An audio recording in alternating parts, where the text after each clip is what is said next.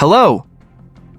Today, let's delve into one of the most infamous cases from a Central Asian country. On October 9, 2013, shocking news sent ripples across Kazakhstan.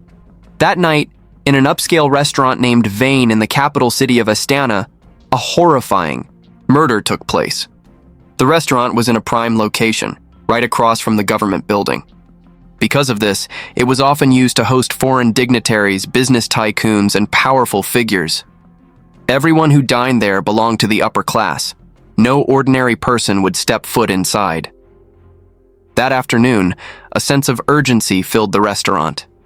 The reason? Just a street away, inside the government building, Russian President Vladimir Putin was engaged in talks with the president of Kazakhstan. There was a strong possibility that the two leaders would visit the restaurant for a dinner reception. In preparation, the restaurant had already closed its doors to the public, accepting only a select group of special guests. But no one could have anticipated that on such a crucial night, a brutal murder would take place inside one of the restaurant's VIP rooms. When the news broke, many speculated that the crime could be linked to a political power struggle. The victim's identity only fueled the controversy. Her name was Saltanat Nukanova, a 31-year-old woman from an influential family. Many of her relatives held key positions in the government, and her father was a successful businessman. Most notably, her husband was Kwandik Bishimbayev, the former Minister of Economy of Kazakhstan.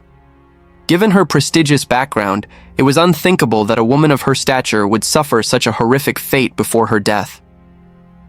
At around 8 p.m., when medical personnel arrived at the restaurant, they found Saltanat lying motionless in a pool of blood, her condition critical.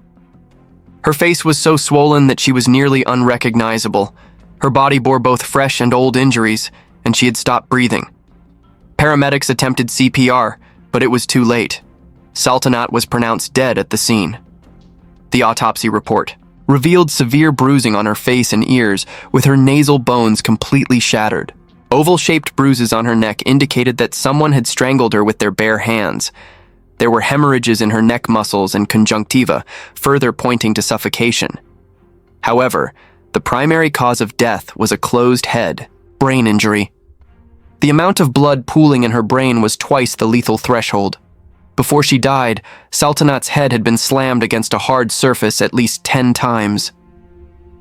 What made the case even more infuriating was that a month before her death, Saltanat had already shown signs of a minor brain hemorrhage.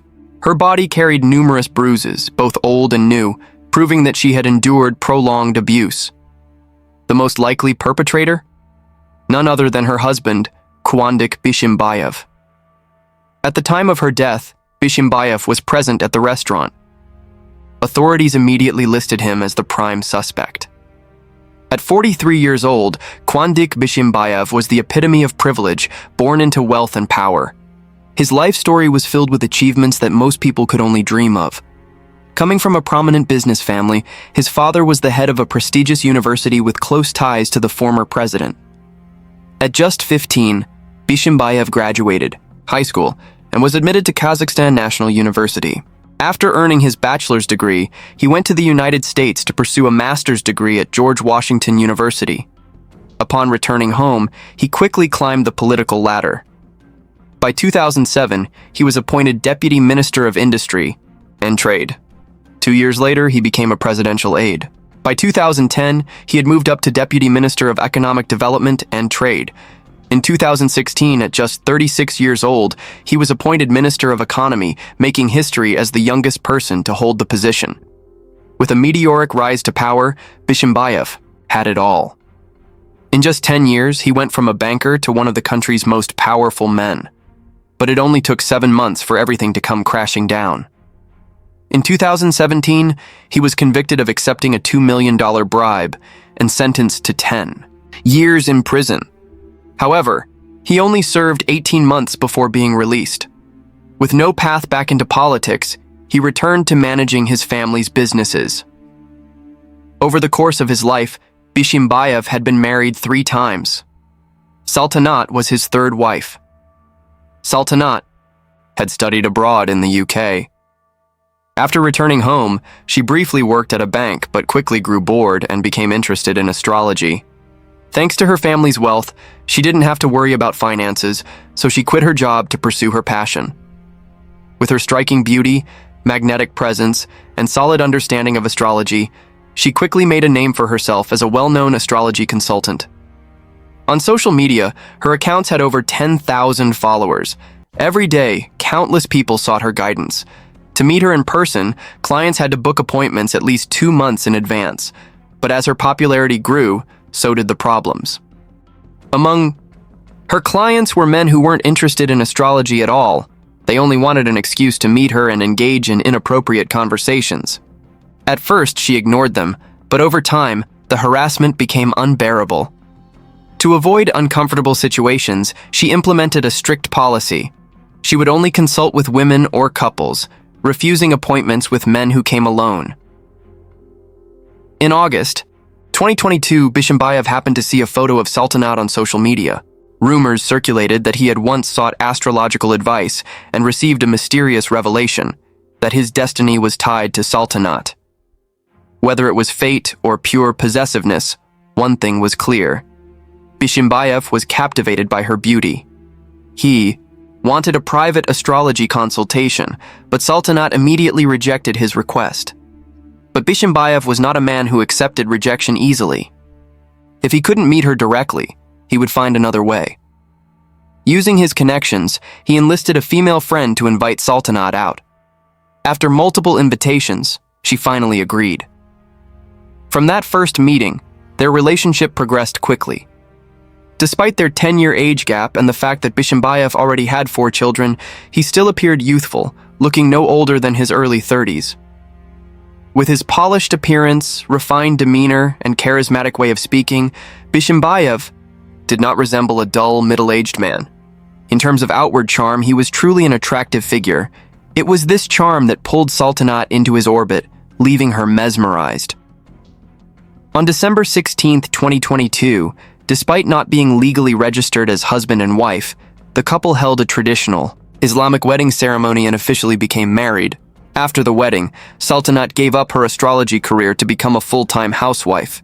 She could never have imagined that the charming and cheerful man she married was hiding a completely different side. Less than 2 weeks after the wedding, Bishimbayev tore off his mask. Sultanat had a brother named Ayiptek, with whom she was very close. He loved and protected his sister deeply, especially since he had once witnessed a near-fatal accident she had as a child. On December 31, 2022, Ayiptek was invited to his brother-in-law's villa for a New Year's Eve party. But instead of the lively, energetic sister he remembered, Sultanat looked incredibly tense that night. She meticulously arranged every detail of the party, terrified that something might go wrong. At first, Ayiptek thought she was just being a perfectionist, anxious about hosting her first event as the lady of the house. But when Bishimbayev's younger brother unexpectedly arrived with a gift in hand, Ayiptek immediately sensed that his sister's anxiety was about something far more serious. Since she hadn't been informed in advance that her brother-in-law would be attending, Sultanat had no return gift prepared. According to local customs, receiving a gift without giving one in return during New Year's was considered extremely impolite. In a panic, she remembered that she had an expensive bottle of perfume in her room. Without thinking twice, she quickly wrapped it up and gave it to Bishimbayev's sister-in-law. The woman happily accepted it, and the awkward atmosphere eased. Just when it seemed like everything had smoothed over, Bishimbayev's expression darkened. He had seen everything and suddenly roared, "Why did you give away my gift? Do you ever think about my feelings?" His voice echoed through the villa, drawing the attention of every guest. No one could believe that a former minister, once a high-ranking government official, was throwing a tantrum over a bottle of perfume. Bishimbayev's parents rushed in to calm him down, reminding him that it was just a small matter and that the perfume wasn't anything sentimental or irreplaceable. But their words had no effect. Bishimbayev continued to rage, hurling insults, even at his own parents, telling them to stay out of his business. After the heated argument, the guests found the atmosphere unbearable and quickly made excuses to leave. The family members, on the other hand, pretended nothing had happened, trying to keep the peace for the sake of the holiday. Everyone thought the incident was over, but as soon as midnight struck, Bishimbayev snapped again. He flipped over the dining table in the living room, turning the New Year's celebration into a bizarre and chaotic scene. Iptek had witnessed everything and was utterly bewildered by his brother-in-law's behavior. In his mind, Bishimbayev had always been a polished and sophisticated man. But after that night, he began to see the man's true nature. However, he knew it wasn't the right time to confront him. After Saltanat repeatedly reassured him that she could handle it, Iptek reluctantly let go of his concerns and left. Afterward, Iptek continued to check in on his sister. But whenever he brought up that night, Saltanat insisted that everything was fine, that there was no serious problem. Over time, he let himself believe her. But 3 months later, a brutal truth was laid bare before him. On March 20th, 2023, Iptek unexpectedly received a photo from Saltanat. In the image, her eyes were swollen and bruised, her face was puffy, and her gaze was hollow, devoid of any life. She looked so frail that she was barely recognizable. She didn't include a single word in the message, but Iptek didn't need one. He knew instantly. His sister was being abused. Fury boiled inside him as he immediately got in his car and drove to confront Bishimbayev. When he arrived, only Bishimbayev was home. Saltanat was nowhere to be seen. Iptek demanded to know where she was, but his brother-in-law simply shrugged and said he had no idea. His cold response was like fuel to a fire. Iptek nearly lost control, ready to start a fight, but in the end he held back, for Saltanat's safety. Later, he learned that she had fled to her mother-in-law's house for refuge. When he finally saw her again, Iptek begged her to leave Bishimbayev and come home with him. But Saltanat shook her head. She said she wasn't ready to give up on her marriage. She believed that since she had made this choice, she had to try to make it work. If there were problems, she and her husband should fix them together. She still held on to the hope that Bishimbayev would change. No matter how much Iptek pleaded, he couldn't change her mind. Defeated, he left. But domestic violence never happens just once. A woman who chooses to endure it will only face more brutal beatings. In September 2023, during a family gathering, Iptek once again noticed bruises on his sister's body. Overcome with worry, he asked her what had happened. But Saltanat merely smiled and said it was from a rough massage, nothing to worry about. Iptek didn't believe her, but he knew pressing further wouldn't help.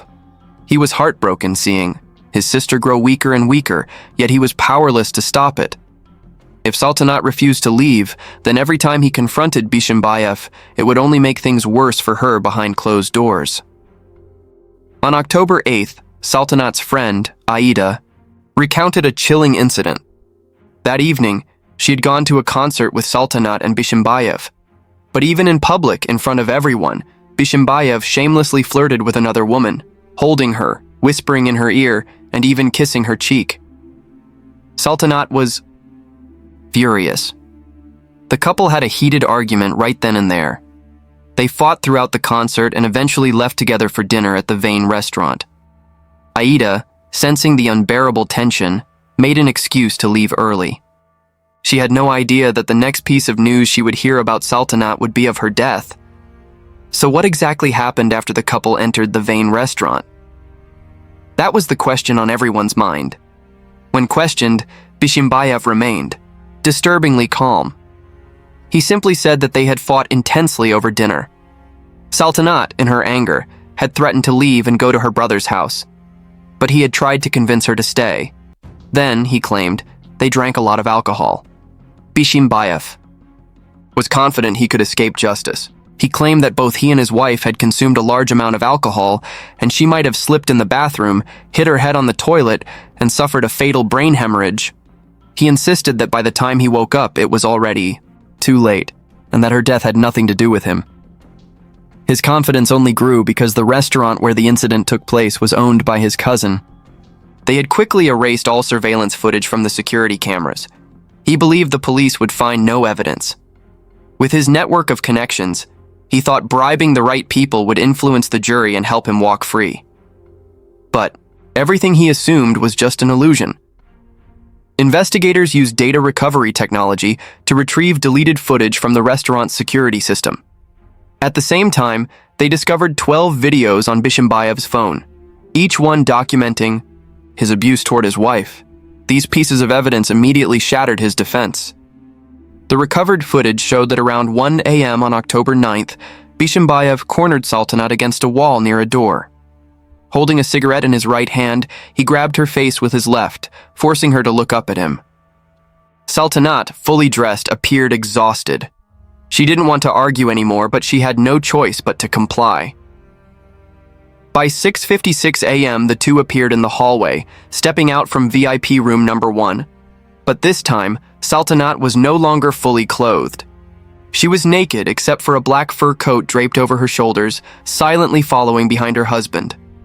Without warning, Bishimbayev turned around, yanked her by the hair, and shoved her to the floor. Then, like a wild beast, he kicked her repeatedly in the most sensitive areas, showing no restraint. When he finally pulled her back up, he slammed her against the wall, punching her in the face over and over. Saltanat was too weak to stand, but he didn't stop. At times, it seemed like he was about to leave. But after taking a few steps away, he would turn back, shove her down again, and continue his rampage. Eventually, Saltanat managed to run into the restroom, using the last of her strength to lock the door, desperately hoping for a moment to call for help. But Bishimbayev kicked it open with ease. From this point, the security cameras captured nothing further. But for the next 70 minutes, Bishimbayev himself recorded everything. The videos showed him hurling insults, slapping Saltanat across the face and verbally degrading her. That night, she endured 8 hours of pure torment, physically and emotionally shattered beyond repair. By 9 a.m., Bishimbayev dragged Saltanat back into VIP room number 1. She never walked out again. While she lay dying, slipping deeper into unconsciousness. What did Bishimbayev do? Instead of calling for medical help, he engaged in bizarre and disturbing behavior.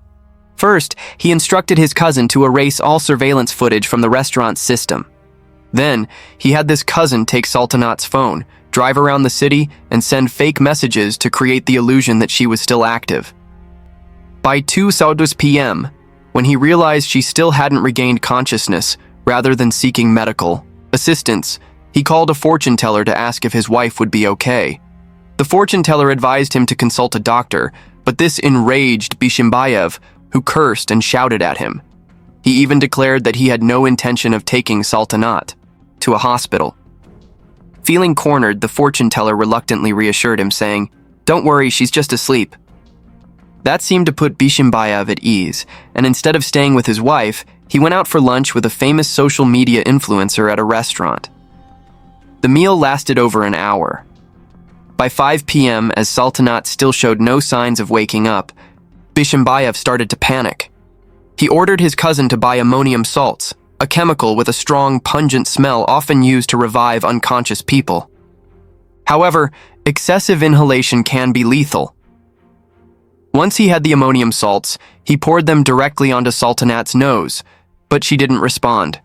He then messaged the fortune teller again, asking if she was all right. When the reply came back, as there's nothing to worry about, he relaxed and did nothing more.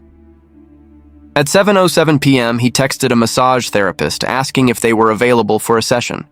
10 minutes later, his cousin, unable to bear it any longer, finally called for an ambulance. But by then, it was too late.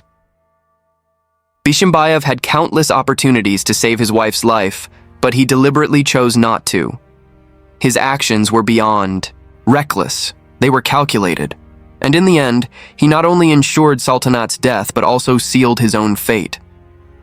When the details of the case became public, Kazakhstan erupted in outrage. The entire country followed the case closely. President Tokayev himself issued a special directive, instructing the Ministry of Internal Affairs to thoroughly investigate and report every development. Before the trial, some internet users leaked the personal information of the jury members. This was akin to hanging a sword over their heads, ensuring that no one could be bribed by Bishimbayev. If anyone dared to manipulate the legal process, they would have to face the uncontrollable wrath of the Kazakh people. On May 13, 2024, the Supreme Court of Kazakhstan found Bishimbayev guilty of murder and sentenced him to 24 years in prison. His cousin, who assisted in destroying evidence and covering up the crime, received a 4-year sentence. Later, the police discovered a letter written by Saltanat in their apartment, dated around October 2023. In it, she recounted how one day, while lying in bed, she noticed traces of false eyelashes, lipstick stains, and makeup. When she checked the trash bin, she found a used condom. At that moment, she realized that the man she had spent so much effort protecting had been betraying her all along. Saltanat had deceived herself, enduring domestic violence in an attempt to preserve their sham of a marriage. But by then, she had fully awakened. She had made up her mind to leave him. Unfortunately, she realized it too late. She never got the chance to escape. In the end, she remained trapped in a cycle of abuse until her husband took her life. This case sparked a powerful movement in Kazakhstan. More than 120,000 people signed a petition demanding the government take stricter action against domestic violence. Eventually, Kazakhstan's government passed a new domestic violence law, named after Saltanat. This marked the first step Kazakh women took in their fight for gender equality. The main character in the story I'm about to share with you today is a young man with a bright face and a radiant smile. His name was Zulfahan. He was a student at the National Defense University of Malaysia, an outstanding young man excelling in his studies, warm-hearted and full of promise. He should have had a bright future ahead of him. But one fateful day, Zulfahan was found dead after being tortured with something shockingly familiar in our everyday lives, a steam iron. After losing their son in such a tragic and unjust way, Zulfahan's parents spent the next 7 years relentlessly fighting for justice. And finally, on July 26, 2024, a major turning point arrived in the case. But what exactly happened?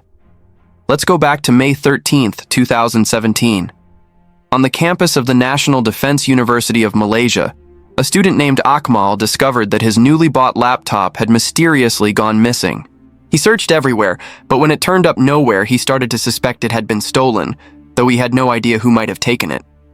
While Akmal was struggling with the situation, his friend Ashraf suggested something strange. He said that his father was a spiritual healer, a bomo, and could call on spirits to find the culprit. It sounded absurd, but Akmal believed it without hesitation.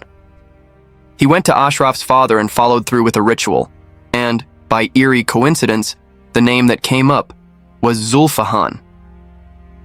At the time, Zulfahan was a 21-year-old young man. His father was a taxi driver, and his mother worked in a school cafeteria. They were a modest working-class family, not wealthy, but full of love and care for one another. As the eldest of 4 siblings, Zulfahan always carried a strong sense of responsibility. In 2014, he passed the entrance exam for the electrical engineering program at the Defense University and became a naval cadet. For his family, it was a moment of immense pride, a symbol of hope and a doorway to a better future. But all of that was crushed, destroyed by a baseless accusation. After receiving the supposed spiritual revelation, Akmal flew into a rage. Around 1 a.m. that very night, he and a group of friends stormed into Zulfahan's dorm room. Without a word, they dragged him out of bed and demanded he confess where the laptop was hidden. They tore the room apart, searching for evidence. Despite being falsely accused, Zulfahan firmly denied any involvement. He had no idea what they were talking about, but Akmal was convinced he had the right guy. Even though they found no trace of the laptop, Akmal and his gang decided to take things even further. They dragged Zulfahan into the room next door and began a brutal torture session. They punched him, whipped him with belts, and beat him with coat hangers, trying to force a confession. Zulfahan cried and begged, but they showed no mercy. It wasn't until the early hours of the morning that the violence finally paused, but Zulfahan's nightmare was far from over. In the early morning of May 20th, around 3 a.m., Akmal and the others returned to his room for a second round of torture. If they had shown even a shred of restraint the first time, this time it was gone. Madness had completely taken over these young men. The more they hit, the more exhilarated they became.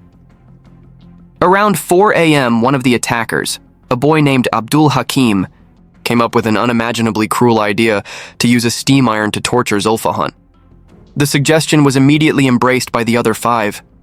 One by one, they took turns pressing the scorching hot iron against his body. As a result, except for his face and the backs of his hands, almost no part of Zulfahan's body was left unburned. He suffered burns over 80% of his body, with more than 90 distinct injuries, 30 of them third-degree burns layered on top of one another. Even more horrifying, not even his private parts were spared from this brutal assault. The truth is, third-degree burns are devastating. They destroy the skin entirely, often reaching deep into fat tissue and even bone, leaving permanent damage. Victims typically require painful skin graft surgeries to have any hope of recovery. And the steam iron they used? Its lowest temperature exceeds 90 degrees, while its maximum can reach up to 200 degrees C. Imagine the kind of unbearable pain inflicted when such intense heat is pressed directly onto human flesh. From 4 in the morning until 11 a.m., Zulfahan endured this savage torture. Naturally, you'd expect that a beating this loud, happening right inside a dormitory, would attract attention. Someone should have reported it. Maybe then, the nightmare could have been stopped before it was too late. So why didn't anyone save him? In reality, word about the abuse had already spread among the students after the first incident. That night, aside from the attackers, a few other students were present, standing and watching, but no one dared to step in. Some were simply curious, wanting to see what would happen. Others felt pity, but were too afraid to act, knowing full well that defending Zulfahan might turn them into the next targets. Violence among students at the National Defense University of Malaysia wasn't unusual. According to accounts from former students, an unspoken rule had taken root there. Personal conflicts were often settled with fists, not formal reports. Anyone who broke that rule risked group retaliation.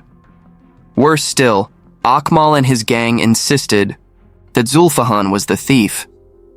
Many students who weren't directly involved believed them. As rumors spread, they got twisted, and with so much fear and uncertainty, almost no one dared to speak up for Zulfahan. After the first beating, Zulfahan had only external injuries. Fearing retaliation, he chose to stay silent and endure the pain. But during the second round of torture, the violence escalated to the point that he could no longer walk. He could only lie there, moaning in agony, inside his dorm room. One of Zulfahan's close friends, Ofar, secretly came to visit him. According to Ofar, Zulfahan was lying motionless on the bed, his entire body covered in blistered, swollen burns. Some of the wounds were oozing pus, and his skin was mottled with blackened, charred patches. Through the pain, Zulfahan whispered a plea. He begged Ofar to apply medicine to his wounds while he slept, and if possible, to tell a teacher to get help. Ofar truly wanted to help his friend, but fear of retaliation kept him from speaking up directly. Instead, he wrote 2 anonymous letters. One was slipped into the office of the university administration, and the other was tucked into the fence surrounding the on-campus hospital. The letters were desperate pleas for help. If the teachers still have any humanity, any compassion, please go immediately to room 410 in the Sakura block. Someone there is in critical condition and needs urgent medical attention. Unfortunately, due to a critical misstep by the school administration, those letters didn't save Zulfahan. Instead, they pushed him into even greater danger. Upon receiving the anonymous note, rather than discreetly investigating, a teacher posted the letter's contents publicly in the school's chat group, asking who was staying in room 410 and instructing that person to come forward and report. As soon as Akmal and his group saw the message, they panicked. Acting quickly, they sneaked into the dorm, took Zulfahan out of the school, and hid him in an off-campus apartment to avoid discovery. By the time school officials arrived to inspect room 410, it was already empty. There was no trace left. As time passed, Zulfahan's condition worsened. His wounds became more serious by the day. Akmal and his gang began to worry that if Zulfahan died, the truth would come to light. In an attempt to cover up what had happened, they decided to send 3 students to take Zulfahan to a private clinic for treatment. When the doctor examined him, he was horrified. The young man's body was covered in severe burns with dangerous complications. His condition was extremely difficult to manage. After initial first aid and cleaning the wounds, the doctor urged the students to take Zulfahan immediately to the provincial hospital. At the same time, he began to suspect something was terribly wrong. Why was the patient in such critical condition? And why hadn't he been brought to a hospital sooner? Akmal and his accomplices made up a story. They claimed that Zulfahan had been injured in an explosion during a training session. They insisted that his wounds were only superficial and could be treated with simple ointment. But it was all a lie. In reality, after leaving the private clinic, they never took Zulfahan to the hospital. Time continued to slip by. Then, on the night of June the 1st, around 9 p.m., while they were moving Zulfahan to the house of one of the perpetrators, his condition suddenly deteriorated. With no other options, they were forced to take him to the provincial hospital for emergency care. But it was already too late. Despite the doctor's best efforts, they couldn't save him. That night, the young man Zulfahan passed away forever. Soon after, Malaysian police received the report and immediately launched an investigation. They quickly detained the 2 students who had brought Zulfahan to the hospital. From there, the investigation uncovered the individuals behind the abuse. By 11:30 p.m. that same day, police had arrested a total of 36 people, all of whom were present when Zulfahan was first assaulted. However, after thorough investigation, only 19 were officially charged with intentional bodily harm. Of those, 6 faced the most serious charge: murder. The 6 included Abdul Hakim, the one who used the hot iron to torture the victim, along with Akmal and 4 others who directly inflicted the severe burns on Zulfahan's body. The trial dragged on for 4 long years from indictment to final verdict. During the proceedings, one defendant was released on July 31, 2019, due to insufficient evidence. In the end, 18 individuals were convicted and held accountable under the law. On October 2, 2021, the High Court of Kuala Lumpur sentenced Akmal and his 5 accomplices to 18 years in prison for manslaughter. The remaining 12 were sentenced to 3 years for causing intentional injury. However, the verdict sparked outrage from both the victim's family and the public. Throughout the prolonged torture of Zulfahan, Akmal and his group showed complete disregard for his cries of pain. They repeatedly pressed a steaming hot iron against his body, causing burns that covered 80% of his skin. Even when the doctor at the private clinic urged them to take him to a proper hospital, they stubbornly refused.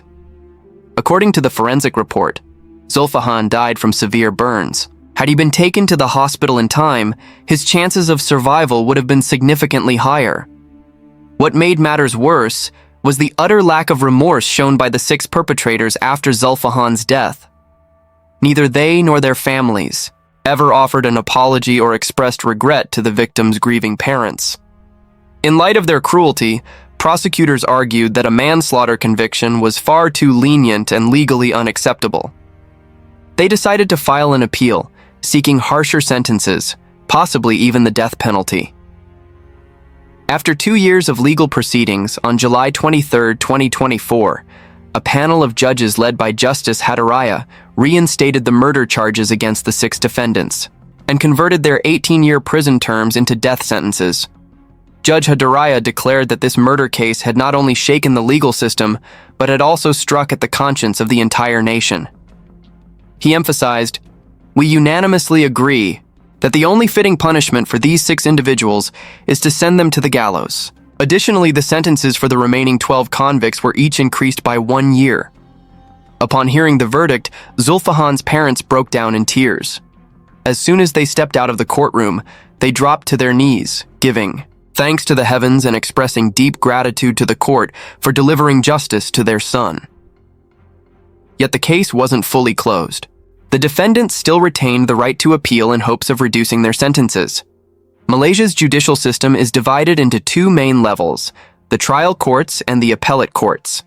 The trial level includes magistrate courts, sessions, courts, and the High Court. The appellate level consists of the Court of Appeal and the federal court, with increasing authority from one tier to the next. Only the High Court and above are authorized to hear capital cases and issue death sentences. In this case, because the prosecution had sought the death penalty from the outset, the trial was held directly in the Kuala Lumpur High Court. When Maus Babonim C, the initial sentence was deemed unsatisfactory, prosecutors appealed to the Court of Appeal, which ultimately led to the 6 death penalties being imposed. However, the defendants still had one final option: to bring their case before the federal court, where the ultimate ruling would be made. If the death sentences are upheld at the federal level, they will be carried out. If not, there remains a possibility that the court might re-examine the case and reduce the punishment. When reviewing the case, the federal court will place particular weight on the opinions of the Court of Appeal. One striking detail in the appellate ruling was the use of the phrase, "the rarest of the rare." This phrase was employed to emphasize the unprecedented level of brutality and cold-bloodedness displayed by the 6 defendants. The court's use of such a term was also a message to the federal court that these crimes were of such extreme nature that the death penalty is not only justified, but necessary. This became especially significant in light of Malaysia's decision to abolish the mandatory death penalty, a law passed on April 3, 2023. Previously, if a crime met the criteria for capital punishment, the court had no choice but to impose a death sentence. However, with the new law in effect, judges now have the discretion to weigh each case individually, allowing for the death penalty to be replaced with life imprisonment or alternative punishments. The court can also take into account the motive behind the crime when determining whether a death sentence is warranted. In other words, when it comes to particularly heinous crimes, the power to decide between life and death now lies more squarely in the hands of the judge. Although Malaysia has not fully abolished capital punishment, the country is clearly moving toward a more rehabilitative approach, one that emphasizes education and reform over retribution. Never before has a school violence case in Malaysia resulted in a death sentence. And especially for defendants who have only just reached adulthood, the courts often take their potential for rehabilitation into serious consideration before passing judgment. This is why the use of the phrase, "the rarest of the rare," in the appellate court's ruling is so pivotal. Without it, Akmal and his co-defendants might still have stood a strong chance at reducing their sentences when appealing to the federal court. But once the federal court recognized that the Court of Appeal had already determined the crime to be of exceptional severity, the possibility of overturning the death sentence became significantly slimmer. It all stands as proof that justice, though it may be delayed, will never be denied. Except for the so-called sorcerer who evaded capture early on, every one of the perpetrators was ultimately held accountable and received due punishment. When the verdict was made public, Justice Hadaraya was widely praised as a modern-day Bao Jung, a judge known for his unwavering fairness and integrity. The heartbreaking story of Zulfarhan Osman Zulkarnain serves as a grim reminder of the devastating effects of school violence, not only the physical damage it causes, but the way it erodes human dignity, morality, and compassion. When silence and indifference become accomplices, cruelty is given the space to grow unchecked. As the old proverb goes, we are not born with hatred, we learn it from our surroundings.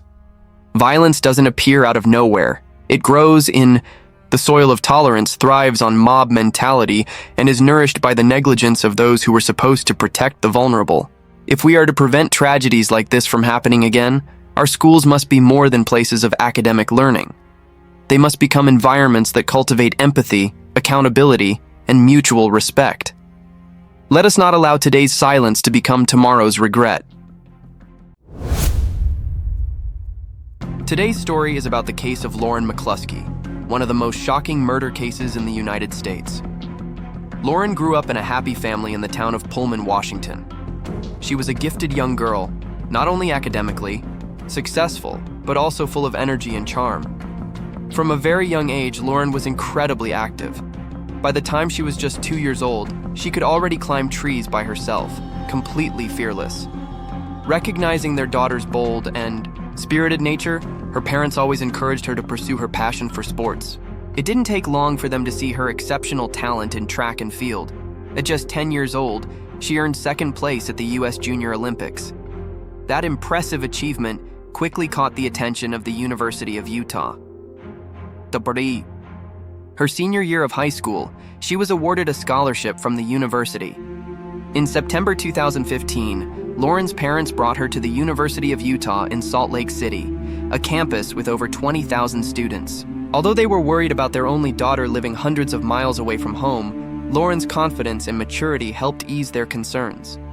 She quickly adapted to her new environment, made new friends, and grew close to a girl named Alex. Over the next 3 years, Lauren continued to shine. With her dedication and relentless effort in everything she did, she stood out in every way. On top of that, her friendly personality helped her build many friendships. Her friends described her not only as a remarkable track athlete, but also as a talented comedian and dancer. After celebrating her 21st birthday, Lauren decided to spend the weekend with her best friend, Alex. On Saturday night, the two of them headed to London Bell, a popular bar located just a 15-minute walk from their dorm. As they arrived, they were greeted by a tall man, standing over 6 feet, with a strong build and a handsome face. He smiled warmly and introduced himself as Sean Fields before opening the door and welcoming them inside. Throughout the evening, Sean kept making appearances, occasionally stopping by to chat with them. As the night went on and the girls decided it was time to head back, they were caught off guard when a hand gently touched Lauren's shoulder just as they stepped outside. It was Sean. He struck up another brief conversation before saying goodbye. Just before she could walk away, Sean asked if he could take her out sometime. Lauren smiled and agreed, handing him her phone number without hesitation. Not long after, they went on their first date. Lauren learned that Sean was studying computer science, and their intellectual connection made her feel very comfortable with him. To her, Sean seemed like everything she had ever wanted in a partner, a kind, devoted student who was ambitious and hardworking. Lauren's friends recalled how romantic their relationship was. Sean often took her out to dinner, gave her flowers, and eventually asked her to be his girlfriend. Although he was 7 years older than her, Lauren always felt safe and happy when she was with him. Their love story, with candlelit dinners, bouquets of flowers, and sweet words, seemed like something straight out of a classic romance novel. Less than a month into the relationship, Lauren's close friends began noticing strange signs. One day, Lauren casually said, "Sean told me I should only wear t-shirts and jeans, so that's why I'm dressed like this." It raised red flags. For a girl who had always been so independent, the idea that she couldn't even choose her own clothes was deeply troubling to those who knew her. What had started as caring and attentiveness from Sean soon turned into obsession and control. He constantly texted and called Lauren, demanding that she reply immediately every time. If she didn't, he would grow anxious or angry. When her friends asked why she felt the need to respond so quickly, Lauren simply said, "He just worries. He wants to know where I am, what I'm doing, and if I'm okay." Only a few weeks into dating, Sean was already spending nearly all his time with Lauren. He even began staying with her in her dorm. Over time, he got to know other students in the building, allowing him to come and go without needing a key card. Lauren started to withdraw. Friends said she always looked tired, and it became obvious that the vibrant, energetic girl they once knew was no longer the same. On October 1st, almost a month after Lauren first met Sean, things took a darker turn. Sean told her he had a special gift for her, something to protect her. It was a fully loaded military-grade handgun. When Lauren's friends found out, they were immediately alarmed and reported what was happening to Diamond, a student employee working for the university's housing department. They told her everything they had observed in Lauren's new relationship. Diamond quickly realized that this wasn't just some harmless drama, but to her shock, when Diamond called her supervisor to ask if she should report the situation to the police, she wasn't told to contact authorities. Instead, she was simply instructed to send an email to campus security explaining the situation. On October 2nd, just one day after Lauren received Sean's special gift, the campus security department received their first official report about Sean Fields. The email described a potentially dangerous relationship involving a student, Lauren, and her boyfriend, who was frequently seen on campus, may have purchased a weapon for her and was possibly tracking her movements. But the days passed, and no reply ever came to Diamond's inbox. Just a few days later, Lauren uncovered a horrifying truth. She found Sean's ID card, but while the photo matched, the name and date of birth were completely different. The name on the card read Melvin Rowland, a 37-year-old man, not Sean Fields, age 28, like she had been told. Alarmed, Lauren immediately started searching online to verify the real identity of the man she had been dating. With the help of a friend, she found a photo that looked like Sean, but when they dug deeper, they realized the image was tied to the profile of a registered sex offender. Lauren was even more shaken when she discovered the name Sean Fields didn't exist anywhere, while Melvin Rowland came with a long and disturbing criminal record. He had been convicted of multiple second and third-degree felonies, including luring minors online, attempted sexual assault, and repeated violations of his parole, which had resulted in ongoing imprisonment. Lauren also learned that he was currently out on parole. Now fully aware of his criminal history, Lauren was determined to end the relationship as quickly and safely as possible. She and her friends came up with a plan, and thankfully they managed to help her break up with him without incident. But Melvin didn't take the breakup well. He began calling her from fake phone numbers and sending threatening messages, trying to intimidate her. On Saturday, October 13th, Lauren decided to go to the police station with her friends to report everything. But to her shock, the officers there seemed completely uninterested in her case, even after she explained that her ex-boyfriend was a convicted sex offender who had spent time in prison. She even pulled up information on Google herself and showed them her phone. Still, they responded indifferently, saying, "It's probably just a scam." While Lauren tried to explain that the man harassing her was Melvin Rowland, a dangerous, convicted sex offender, the case was handed off to Detective Caleb Dayloff, who happened to be on vacation. Despite giving police crucial details, including Melvin's full criminal background, no one at the department took it seriously. No one ran his criminal record or checked his parole status. Had they done so, they might have realized just how urgent the situation really was. Sensing that things were getting worse, Lauren reached out directly to the Salt Lake City Police Department, hoping they could speed things up. She told them that although her university might be handling the case, she wanted to make sure city police were aware of it too. But instead of stepping in to help, the city officers simply transferred her call back to campus police. More than a week had passed since the first report, and still, no investigation had been launched. But Lauren refused to give up. Over the next few days, she continued to fight for her safety.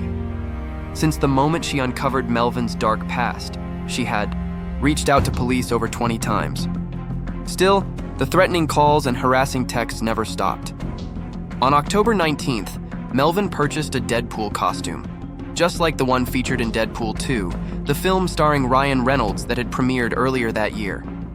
He was planning to wear it for Halloween.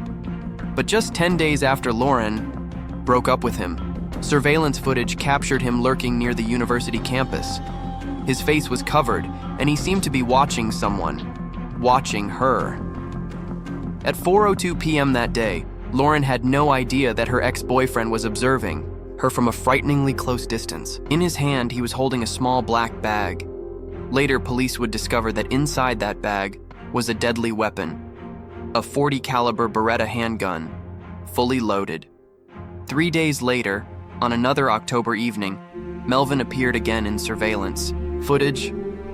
Carrying the same black bag, he roamed quietly around the campus grounds, clearly searching for Lauren. That night, at around 8 p.m., Lauren had just finished her last class and was walking alone back to her dorm. As she usually did, she called her mother in Washington State on the way. Her mom would later recall, she sounded happy and said she was going to try to finish her homework early for her next class. But suddenly, strange noises burst through the line, followed by a terrified scream. Panicked and frozen in horror, her mother dropped the phone and immediately picked up the landline to call 911. Through tears and desperation, she cried out, "My daughter, Lauren, I think she's been attacked or kidnapped while she was talking to me." After weeks of ignoring Lauren's previous calls for help, the police finally sprang into action. A full search for the missing student was launched. Shortly after, a call came in from a fellow student. They reported finding some scattered belongings on the ground and a cell phone still connected to an active call. Officers rushed to the scene. When they arrived, they found Lauren's personal items strewn across the pavement. But there was no sign of Lauren herself. Dozens of patrol cars and K-9 units were dispatched to the area. A tight perimeter was established around the scene. The tension on campus was palpable as students whispered frantically among themselves, wondering what had happened. But no one had any real answers. The university immediately issued a shelter-in-place order and released a detailed description of the main suspect, Melvin Rowland. Not long after, a manhunt was officially underway. Police issued a statewide alert and broadcast his image on television, hoping someone would recognize him. The clock was ticking, and every second that passed felt like a lifetime. But Lauren was still nowhere to be found. The search for Melvin Rowland intensified. When police reviewed the security footage again, they spotted a man matching Melvin's description at exactly 8:21 p.m. He was seen leaving campus on foot from the parking lot. From there, he made his way to a nearby train station, where a driver later picked him up and drove him away. Not long after, a panicked woman called the police. "I saw that man on TV. I think he was picked up in a silver Sonata. It looks just like my car." The woman explained that Melvin had used a fake identity and met her through a dating app. They had arranged to meet at the train station, went out for dinner, and then returned to her house. Shockingly, he even took a shower at her place before, leaving sometime after midnight. At around 1 a.m., Melvin was spotted by an officer walking through downtown Salt Lake City. Realizing he'd been recognized, he immediately took off running. After a brief chase, he darted into a nearby church and locked himself inside. Police quickly surrounded the building, setting up a perimeter. Curious bystanders began to gather, forming a crowd around the church. The tension was palpable. Everyone held their breath, waiting to see what would happen next. Suddenly, in the middle of the silence, a gunshot rang out from inside. With no other choice, officers broke down the door and stormed the building, only to find Melvin Rowland dead from a self-inflicted gunshot wound. While the manhunt was coming to an end, the search for Lauren continued. Police had already found her scattered belongings, but there was still no sign of her. The question lingered. Where could he have hidden her? That night, police finally located the silver car Melvin had been driving, a small four-door sedan. As they approached and checked inside, they discovered a lifeless body. Emergency medical responders were called immediately. On the night of October 22nd, Lauren's parents received a devastating phone call from her track coach at the university. The worst had been confirmed. Lauren was gone, murdered by the very man she had once trusted. No one could believe such a tragedy had happened. A few days later, the university held a memorial service, giving friends, students, and faculty a chance to grieve and remember her. But Lauren's parents couldn't accept how the campus police had failed their daughter. They were outraged that she had repeatedly asked for help, only to be ignored. They believed with all their hearts that Lauren might still be alive if someone had just listened. Facing mounting criticism, the university held a press conference. The president claimed that the email report about Lauren's situation hadn't been convincing enough for campus authorities to take action, and therefore, it was unfair to hold them accountable. His statement sparked an outcry from the entire community. Furious at the university's response, Lauren's parents decided to file a lawsuit, accusing the school of failing to protect their daughter. Her mother said through tears, "I don't want to live in a world without Lauren. But if I have to be here, then I have no choice but to try to make this world a better place." Together, they established the Lauren McCluskey Foundation with a mission to improve safety and protection for students across the globe. They made a heartfelt promise. Every penny from the settlement will go to the Lauren McCluskey Foundation. We believe it will make the world a better place and help ensure the safety of students throughout America. Since Lauren's passing, major changes have been made. Police departments have undergone reform. Student housing conditions have been upgraded, new task forces have been created, and training programs for faculty have been implemented. The University of Utah also pledged to build an indoor athletic complex in Lauren's name as a lasting tribute to her memory. Her family launched what they called Lauren's Promise, a simple but powerful commitment. I will listen and believe you if someone is threatening you.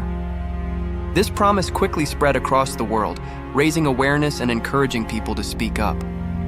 One teacher recalled, "I had a student come to me and say, 'Because of Lauren's promise, I'm still alive.'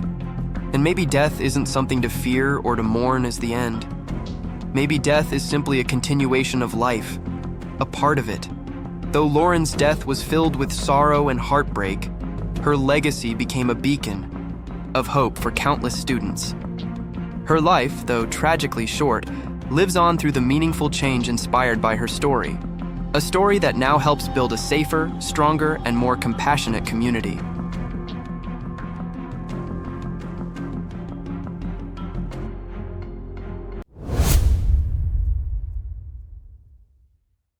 Hello everyone. Many of you might be fascinated by the stories of serial killers. Typically, those who manage to kill multiple victims and evade capture for long periods often possess high intelligence and maintain an innocent, charming facade. The killer in today's video is a prime example of this. He was elegant, talented, and the center of attention on the dance floor. Whether it was the waltz or the tango, he would receive thunderous applause, a dream dance partner that every performer wanted to be paired with at least once. However, behind this charming exterior lurked a monster, one that brutally murdered and dismembered 16 women. What drove him to such madness? The early life of Liu Xuexin. Liu Xuexin was born in 1950 in Shenyang, China. In his youth, he worked as a farmer. In 1972, he returned to the city and was assigned a temporary job at a steel rolling factory. Thanks to his outstanding performance, he was soon transferred to an elevator manufacturing plant in Xiaoxi district, where he became a full-time worker. Liu's career ascended rapidly.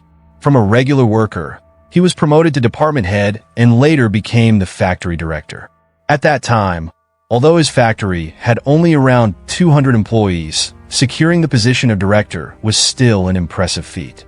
However, after reaching this high rank and enjoying a more comfortable life, Liu Xuexin changed drastically. He indulged in pleasure, spent nights at dance halls with various female dancers, and neglected his managerial responsibilities. As a result, the factory's business performance plummeted. In 2005, due to corporate restructuring in northeast China, many factories underwent massive layoffs. Tens of thousands of workers lost their jobs, and Liu Xuexin was among them. A once envied factory director was now dismissed due to age and policy changes. After losing his job, Liu received 10,000 yuan in severance pay and returned home with a bitter heart. A life of frustration and resentment. As days passed, Liu found himself drowning in anger and resentment. He despised what he saw as society's unfairness, believing that he had been robbed of the opportunity to showcase his talents. By this time, he was in his 40s, and finding a job that matched his previous status as a factory director was nearly impossible. However, Liu refused to start from scratch, as he felt ashamed to depend on others. With no income, his future seemed bleak. During his tenure as a factory director, Liu's family had been better off than most, but money runs out quickly. His wife had to work as a nanny to help make ends meet, leaving Liu alone at home.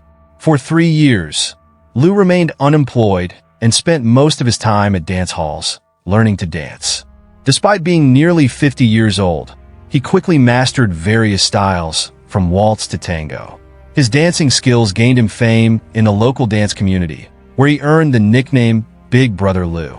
Although Liu was neither handsome nor tall, he took meticulous care of his appearance, always dressing in suits and leather shoes, exuding an air of sophistication. His gentlemanly demeanor made him popular among female dancers, especially middle-aged women who enjoyed dancing with him. Every time the music played, Liu became the center of attention. He not only had excellent dancing skills, but also treated his partners with great respect. He would often take them out for meals after practice, which made him even more well-liked. For Liu, dancing became his greatest joy. However, he soon realized that pleasure required money, and his severance pay was running out. The beginning of a darker path. At this time, Lou began to pay close attention to the wealthy women in the dance halls. Most of them were elegantly dressed, always joyful and carefree. After some inquiries, he learned that one of them worked as a high-end escort. This revelation angered Lou. How could a mere escort be wealthier than a former factory director like me? He thought. That night, while observing the glamorous women in the ballroom, Lou noticed that many wore gold and silver jewelry. This sparked a dark idea in his mind. He approached a woman named Zhang, who was a regular at the dance hall. Lou, being an experienced leader, had a way with words. Within just a few moments of conversation, Zhang was charmed and completely trusted him. They arranged to meet at Lu's house the next day. After saying goodbye to Zhang, Lu immediately went out to buy an axe, a saw, and other tools, preparing for his first murder. March 22nd, 2005, the first kill. On the agreed-upon day, Zhang arrived at Lu's house. The moment she stepped inside, Lu struck her hard on the head. She collapsed unconscious. Realizing that she was no longer breathing, Lu dragged her body into the bathroom. He took 400 yuan in cash and gold jewelry, including rings and earrings, from her before proceeding to dismember her body using the axe and saw. Lu placed the dismembered remains into a black velvet bag and later disposed of them. This was Lu's first time killing, and it terrified him. Over the next few days, he avoided the dance halls and fled back to his hometown to lay low. But when he returned to the city, he realized that everything was normal. No news reports, no police inquiries. No one was looking for him. Feeling reassured, Lu's fear turned into confidence. However, he was disappointed that his first robbery only yielded 400 yuan. As soon as Lu Xuexin returned to the city, he resumed his usual activities at the dance hall. With his signature charm, he danced gracefully, capturing the admiration of those around him. But this time, his eyes weren't just on his dance partners. He was fixated on their gold necklaces, bracelets, and elegant handbags. Lu estimated that the jewelry alone worn by these dancers was worth 3,000 to 4,000 yuan. He quickly set his sights on a woman named Wang, luring her home under the pretense of intimacy. After seducing her, he killed and dismembered her body, just as he had done before, disposing of the remains to cover his tracks. This time, Lu stole over 1,000 yuan in cash and jewelry. Unlike his first murder, Lu no longer felt nervous. He had perfected his methods. And this was only the beginning of his monstrous spree. A killing frenzy. From that moment on, Lu Xuexin embarked on a violent rampage, carrying out dozens of murders. While his methods remained the same, his standards for choosing victims became more selective. He only targeted women wearing at least 3,000 yuan worth of jewelry. One by one, many innocent lives were taken by the man who was once a respected factory director. To minimize the risk of detection, Lu disposed of bodies in various locations, some in remote areas, others under bridges or in canals. His main targets were female dancers because, 1. They often wore valuable jewelry, making them lucrative victims. 2. They were transient, frequently moving between different dance halls, making their disappearances harder to track. Lu found these women easy to overpower, allowing him to continue his killing spree undetected. After luring them home, he would murder them, strip them of their jewelry and cash, and even sell their clothes for extra money. Their bodies were then discarded into abandoned wells or drainage ditches. Initially, dance hall owners did not notice the pattern since dancers often moved between venues. However, as more and more women disappeared, suspicion grew. Eventually, the club owner realized that more than 10 dancers had vanished, and he couldn't reach any of them. This eerie coincidence prompted him to call the police. A chilling investigation begins. Upon receiving the report, police launched an in-depth investigation into the missing dancers. Many of the victims were either unemployed women making a living through dance or social dancers who simply enjoyed the nightlife. With no fixed partners or close-knit relationships, even their families had little knowledge of their social circles. This lack of leads made the search feel like looking for a needle in a haystack. Months passed with little progress as detectives combed through the available information. However, something unexpected happened. While the police were still reviewing case files, multiple calls came in reporting the discovery of human body parts in various locations, including a village on the western outskirts of Shenyang.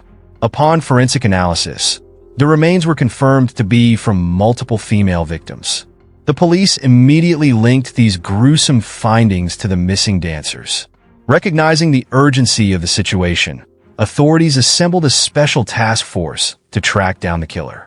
Through analysis, the task force determined that the killer's primary motives were robbery and murder. Their first clue? A missing dancer named Hua Jie who had vanished while still carrying her mobile phone. While stolen gold and jewelry could be difficult to trace, a mobile phone was different. It could be tracked through digital forensics. Investigators quickly searched pawn shops, gold buyers, and phone retailers for any trace of the missing belongings. Soon, a major breakthrough emerged. The stolen phone was still in use. Using GPS tracking, police traced the phone to a man known as T, who claimed that his girlfriend had given it to him as a gift.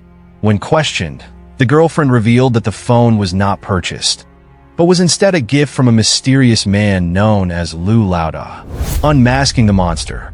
Upon further investigation, police identified Lu Laoda as Lu Xuexin, a former factory director of an elevator manufacturing company in Shenyang. After losing his job, he frequented dance halls, gaining a reputation for his skills and generous spending. Many dancers knew him, and he was widely admired. But now, one of the missing victims' phones was traced back to him. The police immediately launched a detailed investigation into Lu Xuexin's life and habits. They discovered that his wife was rarely home, as she worked as a babysitter, meaning Lu had both the time and privacy to commit his crimes. Moreover, he had no stable income, further supporting the theory that he targeted women for financial gain. With these revelations, Lu became the prime suspect in the disappearances and murders of multiple female dancers. The raid and shocking discoveries. Authorities moved quickly. A search warrant was issued, and police raided Lu Xuexin's home. What they found was shocking. A woman's wristwatch hidden in his bedside drawer. Multiple black plastic bags filled with unknown contents on his balcony. A suspicious bank passbook showing frequent deposits of 3,000 to 5,000 yuan, despite having no job. Bloodstains inside his bathroom, raising serious suspicions. Forensic analysis confirmed that the blood belonged to multiple victims. DNA tests matched 4 different women and 1 male, with 1 sample positively identified as belonging to Hua Jie. Faced with irrefutable evidence, Lu's psychological defenses collapsed. Realizing he was caught, Lu attempted to escape and take his own life. But the police intervened just in time. After persistent interrogation, Lu finally confessed. In a chilling admission, he revealed that over the past year alone, he had murdered 16 women. Even more disturbingly, he had just killed another victim the day before his arrest. With Lu's confession, authorities uncovered one of China's most gruesome serial murder cases. Following Lu Xuexin's confession, police began searching for the victim's remains based on the locations he provided. However, due to the scattered disposal sites and the extent of decomposition, much of the physical evidence had already disappeared. Some deep wells, where bodies had allegedly been dumped, were later sealed and paved over during road renovations, making it impossible to recover certain remains. As a result, many crucial pieces of evidence were lost. Additionally, Lu had not kept precise records of where he disposed of each body, further complicating the search. In the end, after thorough forensic analysis, authorities were able to confirm 7 cases of murder and robbery directly linked to Lu Xuexin. Did his wife know? Despite Lu's horrifying crimes, his wife remained completely unaware of what was happening. During the day, she worked as a nanny, and by the time she returned home, Lu had already cleaned up every trace of his crimes. The valuables he stole were immediately sold, preventing any suspicion. When his wife questioned the sudden influx of money, Lu had a well-prepared excuse. He claimed he had mastered gambling tricks and was winning large sums of money. Furthermore, he meticulously hid his murder weapons. He concealed his primary weapon beneath a large rock located 500 meters from their home, while other tools were stashed behind a heating pipe. These precautions ensured that his wife never suspected a thing. When the truth about the serial murders was finally exposed, the entire city of Shenyang was thrown into panic. Dance halls shut down, and dancers feared for their safety. The realization that such a refined and charismatic man, a former factory director, was in fact a cold-blooded murderer sent shockwaves throughout the community. People found it unbelievable that Liu Xuexin, once admired for his dancing skills and gentlemanly demeanor, had secretly been preying on women all along. The death sentence. Justice was swift. On November 18, 2006, Liu Xuexin was sentenced to death for his gruesome crimes. After spending over a decade on death row, his punishment was carried out in 2017 by firing squad. What made him a monster?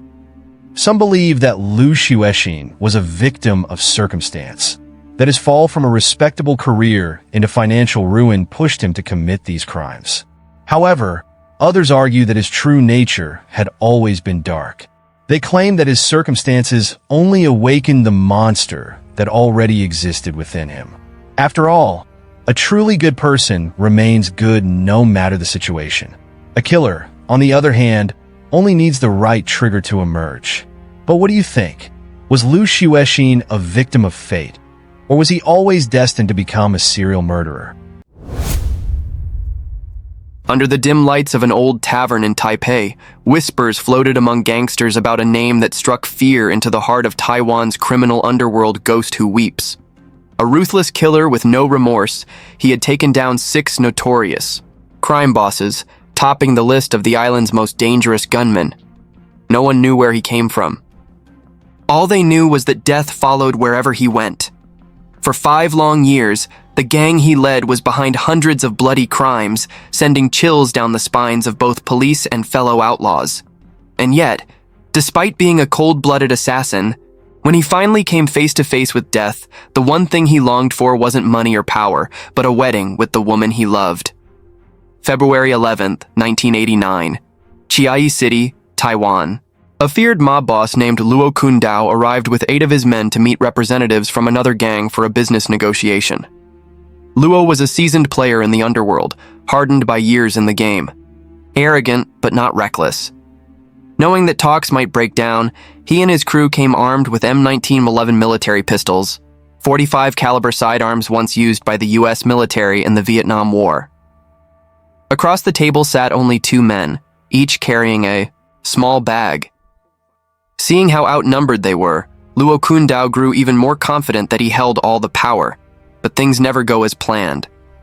The conversation turned heated, arguments flared, and tensions escalated fast. Luo signaled his men to ready their weapons, prepared to shoot at a moment's notice. But before he could give the order, the 2 men across from him suddenly pulled out compact Uzi submachine guns from their bags, military-grade weapons made in Israel, capable of unleashing a torrent of bullets in mere seconds, far more lethal than the pistols Luo's men carried. In a flash, the tables turned. Gunfire erupted. The shootout was brutal. Luo Kundao was shot through the head and died instantly. Of his 8 men, 5 were killed on the spot, while the remaining 3 were gravely wounded. The 2 attackers walked away without a scratch, disappearing into the night before the police arrived. When authorities reached the scene, they found chaos-spent shell casings scattered everywhere. Forensic analysis revealed that the 2 gunmen had fired over 100 rounds, leaving behind 5 empty 20-round magazines. The precision and cold efficiency of the attack stunned investigators. The massacre rocked Taiwan. It quickly became one of the bloodiest shootouts in the island's criminal history, making headlines both locally and internationally. In the underworld, Luo Kundao had been a major figure, yet these 2 shooters didn't hesitate for a second proof that they feared no man, no retaliation. To fellow gangsters, they were mad men with nothing to lose. To the Taiwanese police, they were now the prime suspects in an extraordinary case. Within days, both shooters were placed on the country's top 10 most wanted list. After a period of intense investigation, police finally identified one of the 2 shooters, Lin Lai Fu, known in the underworld as Ghost Who Weeps. He was considered the most dangerous hitman in Taiwan, a living legend among criminals. But Lin Lai Fu wasn't born a killer. His descent into violence came from poverty, despair, and a life with no way out. So who was this man, really? And what turned him into such a merciless beast? Back in the 1960s, the dark alleys of Chiayi City, Taiwan, were no place for the weak. It was a brutal world where money ruled, the strong walked with swagger, and the weak bowed just to survive. In that world, a poor child like Lin Lai-fu never had a choice not in who he'd become, nor the life he'd be forced to live. Born in 1959 into a dirt-poor family, Lin never had the chance to go to school.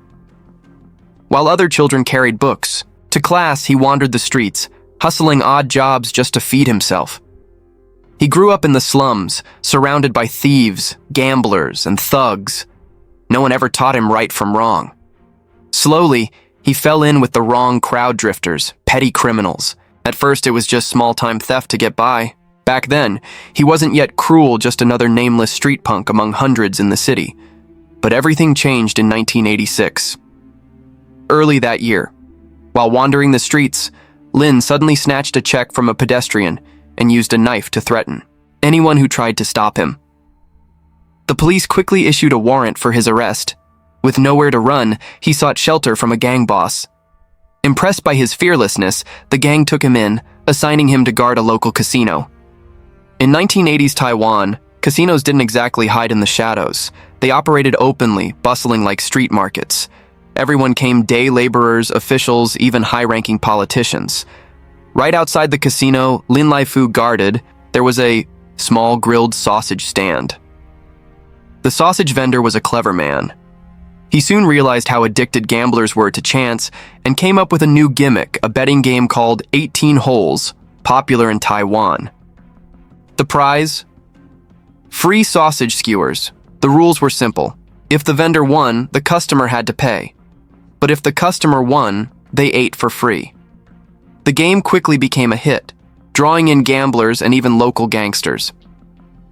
On November 8, 1986, as usual, Lin Lai-fu stood by the casino entrance on watch. Around dusk, the gang boss who ran the place, Lin's superior, suddenly felt the urge to join the sausage game out front. No one knows why, but he got really into it. Round after round, he kept losing to the vendor. Still, whether he lost or not, he casually grabbed sausages off the stand, eating them without paying a single dollar. The sausage vendor could only stand by and force a smile, too afraid to say anything. Watching what had just happened, Lin Lai-fu felt his fingers itch. He wanted to try his luck too. After the boss walked away, Lin stepped up to the sausage stand and started rolling dice with the vendor. But just like his superior, Lin kept losing every single round. Thinking back to how the boss had lost earlier and still shamelessly grabbed a sausage to eat, Lin decided to follow suit. Mimicking his boss's swagger, he reached out and grabbed a sausage. This time, however, the vendor no longer smiled or tolerated it. With a cold expression, he refused. "You can't eat for free," he said bluntly. Annoyed, Lin barked back, "I'm one of the boss's men. What's the big deal if I eat one of your sausages?" The vendor curled his lips slightly in a mocking smirk.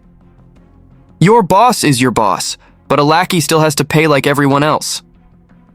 That sentence hit Lin Lai-fu like a slap to the face. He hadn't expected that. In the eyes of a mere sausage vendor, he was still so worthless. And in that instant, something snapped inside him. A chilling thought surged through his mind. Has everyone always looked down on me like this? Born into poverty, denied a proper education, Lin had spent his entire life hustling on the streets, never amounting to anything. That deep-rooted inferiority had always clung to him. And now, even a sausage vendor dared to humiliate him. His eyes drifted to a small knife on the counter, the one used to slice sausages. Without thinking, his hand lunged forward.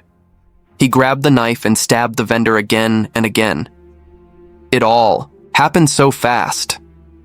When the wave of rage subsided, Lin looked down to find his hands drenched in blood. The vendor lay crumpled on the ground, his breath gone. Horrified screams erupted from bystanders as they stared at Lin in terror. Lin Lai-fu stood frozen in the middle of the chaos, surrounded by those fearful eyes. A pool of deep red spread beneath his feet, the metallic scent of blood sharp in his nose. He knew he had just crossed a line he could never uncross. But strangely, he didn't feel afraid. There was no trembling, no remorse, and no urge to run. Instead, he felt something else creeping through his veins, something twisted and exhilarating. In that moment when the blade pierced another man's flesh, Lin had tasted power real, undeniable power. For the first time, he held someone's life in his hands, and he realized something else too. If he had to live his life groveling beneath others, he'd rather become a boss himself. But how does a man become a leader in the underworld, someone others fear and respect? While hiding from the law, Lin thought long and hard. He came to a simple conclusion. As long as he was more ruthless than the next man, as long as he had more money, no one would ever look down on him again. And if anyone dared to, he'd eliminate them without hesitation. That was the moment Lin Laifu made up his mind he would never live in someone else's shadow again. He would take control of his fate, and the fate of anyone who stood in his way. But now that he was a wanted killer, with the added baggage of a robbery charge, no gang was willing to take him in. Alone and unwanted, Lin drifted through the streets, beginning a new chapter as a lone outlaw. In just a few short months, he committed crime after crime across Changhua, Yunlin, and Nantou. He scouted wealthy households in advance, then struck with precision robbing homes, and at times targeting banks directly. If anyone resisted, he didn't hesitate to kill. His brutality quickly caught the attention of the police. But it also drew in a different kind of follower, desperate men with nothing to lose. Gradually, they began to rally around Lin Laifu. There weren't many of them, but every single one was willing to risk everything. They weren't just criminals anymore. They were a new breed of outlaws, men who had nothing left to fear. After pulling off a series of high-stakes robberies, Lin Laifu and his crew found themselves sitting on a large sum of money. But instead of laying low, they used most of it to purchase firearms and ammunition. Over time, their reputation spread rapidly across the criminal underworld. No one wanted to get involved with them. Everyone kept their distance. But Lin Laifu was never the type to sit back and stay quiet. Whether anyone provoked him or not didn't matter, he would strike first. He wanted to prove that he was the most dangerous man on the streets. If others were brutal, he would be more brutal. If others inspired fear, he would inspire terror. He began openly provoking other gangs, launching attacks right at their casinos and nightclubs. On one hand, he knew those places were loaded with cash. Every raid was a major score. On the other hand, Lin was building a name for himself, feeding his legend with every bullet fired. Each time he stepped into an enemy casino, he'd fire a few rounds into the air before robbing the place clean. He didn't care who the casino belonged to. He showed no mercy. It didn't take long before the underworld of Taiwan gave him a new nickname, Ghost Who Weeps. In February 1987, Lin and his gang kidnapped a wealthy businessman named Wu in Hamitown, located in Changhua County. During transport, the man made a desperate leap from the moving vehicle in an attempt to escape. The road was close to a police station, so Lin and his crew didn't dare chase him on foot. But that didn't stop them from opening fire from the car, sending a message to the cops, "We're not afraid of you either." Lin's infamy only grew from there. Within a single year, his gang carried out dozens of robberies at high-end entertainment spots, targeting wealthy businessmen and elites. But over time, Lin realized something. Robbery was dangerous and the risk was rising fast. So he decided to shift gears and go after a more stable income. He started pressuring other gangs to let him buy into their casinos and nightclubs, forcing his way in as a business partner. Most gangs gave in. Faced with his threats, they had no choice but to compromise. But not everyone bent the knee. One gang, led by Cho Ching-che, refused to back down. Cho made it clear he wasn't afraid of Lin Laifu or his thugs, but that defiance would cost Cho his life. On February 18th, 1987, inside Gorky Cafe in Nantou, Lin confronted Cho and demanded a cut of his profits. Cho flat out refused. Lin didn't hesitate, not for a second. He pulled out his gun and shot Cho dead on the spot. Less than a month later, inside a karaoke bar in Changhua, Lin struck again. This time, his target was Xia Qinlong, another casino boss who had once argued with him over profit sharing. That argument would be Xia's last. Lin gunned him down without remorse. The deaths of Chou Qingqie and Xia Qinlong, both prominent underworld figures, sent shockwaves throughout Taiwan's criminal world. Terrified of becoming the next target, many casino operators had no choice but to hand over a cut of their profits to Lin Laifu. It was either that, or end up dead. Even with money flowing steadily, Lin never lost his thirst for blood. On August 9, 1987, he and his gang went to dine at the Dongwang restaurant in Kaohsiung. Coincidentally, another local boss, Miao Tsung-cheng, was also dining there that night. Miao's table was rowdy, and the noise irritated Lin. Annoyance turned to rage. Words were exchanged, and then, without warning, Lin reached for his gun. Moments later, Miao Tsung-cheng and two of his men lay dead on the restaurant floor. Then, on October 7th of that same year, Lin Laifu and his crew staged a fake car accident in Yuanlin Township, Changhua County. Once the victim was lured in, they pulled a gun and executed him on the spot, stealing $20,000 and a Rolex watch. It was clear that after murdering the sausage vendor, something inside Lin Laifu had changed. His cruelty intensified. He became willing to kill over even the most trivial matters, turning himself into a nightmare for Taiwan's underworld. But in a place full of gang bosses and hardened criminals, was there really no one who could put a stop to him? In truth, many gangsters did vow to take him down, but each time Lin responded with acts so brutal they left the entire criminal world in shock. In 1989, in Taichung, Lin Laifu captured a rival gang led by a boss named Lai Zhen. He brought them to an isolated area beneath a bridge in Jushan Township, Nantou County. There, using a sledgehammer, he bludgeoned them all to death, then buried the bodies in a deep pit that had already been prepared. Lai Zhen's family launched an exhaustive search, but in the end, all they found were bones. That same year, in Chiayi, Lin gunned down his enemy, Lo Kuntao, along with 5 of Lo's men. That act officially made him Taiwan's most wanted fugitive. After the shooting, 3 criminals, Wei Chin-hung, the bodyguard of infamous arms dealer Lu Chao-chien, along with Tai Chin-tung and Shu Yi-sing, pretended to be Lin Laifu and kidnapped a wealthy businessman for ransom. When Lin found out he was being impersonated, he didn't let it slide. On June 8, 1989, he tracked down Wei Chin-hung and shot him dead. The very next day, Lin and his crew located Tai Chin-tung in a rice field near Taichung and executed him there. Then they hunted down Shu Yi-shing and killed him on a riverbank.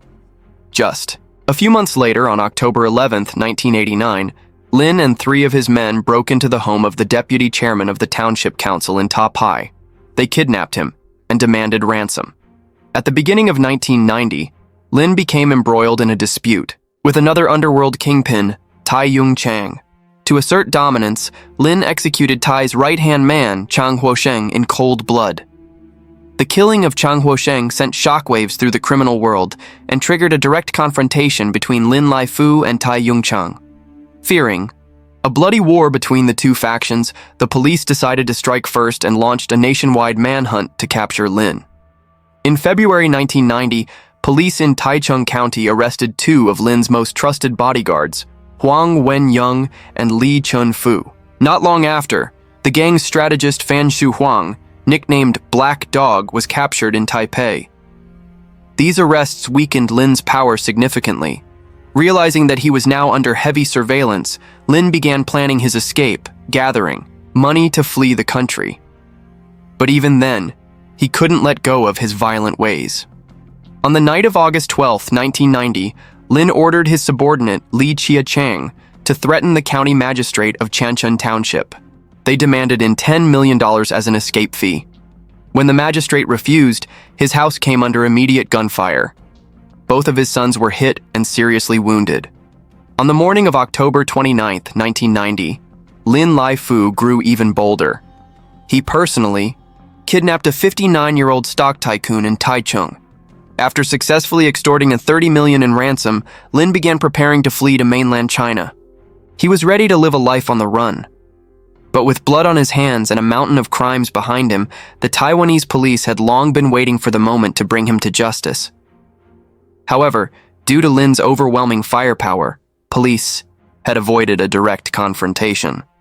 All they could do was wait for the perfect moment to strike. After months of surveillance, that moment finally came. On November 16, 1990, the opportunity they had been waiting for arrived. That day, Lin Lai-Fu and his crew were driving through the city. As their car reached an intersection, 3 police vehicles suddenly closed in, boxing them in completely. Officers leapt out of their cars and fired warning shots into the air. Lin reached for his weapon, but the police had already anticipated his every move. Within seconds, he was subdued and arrested on the spot.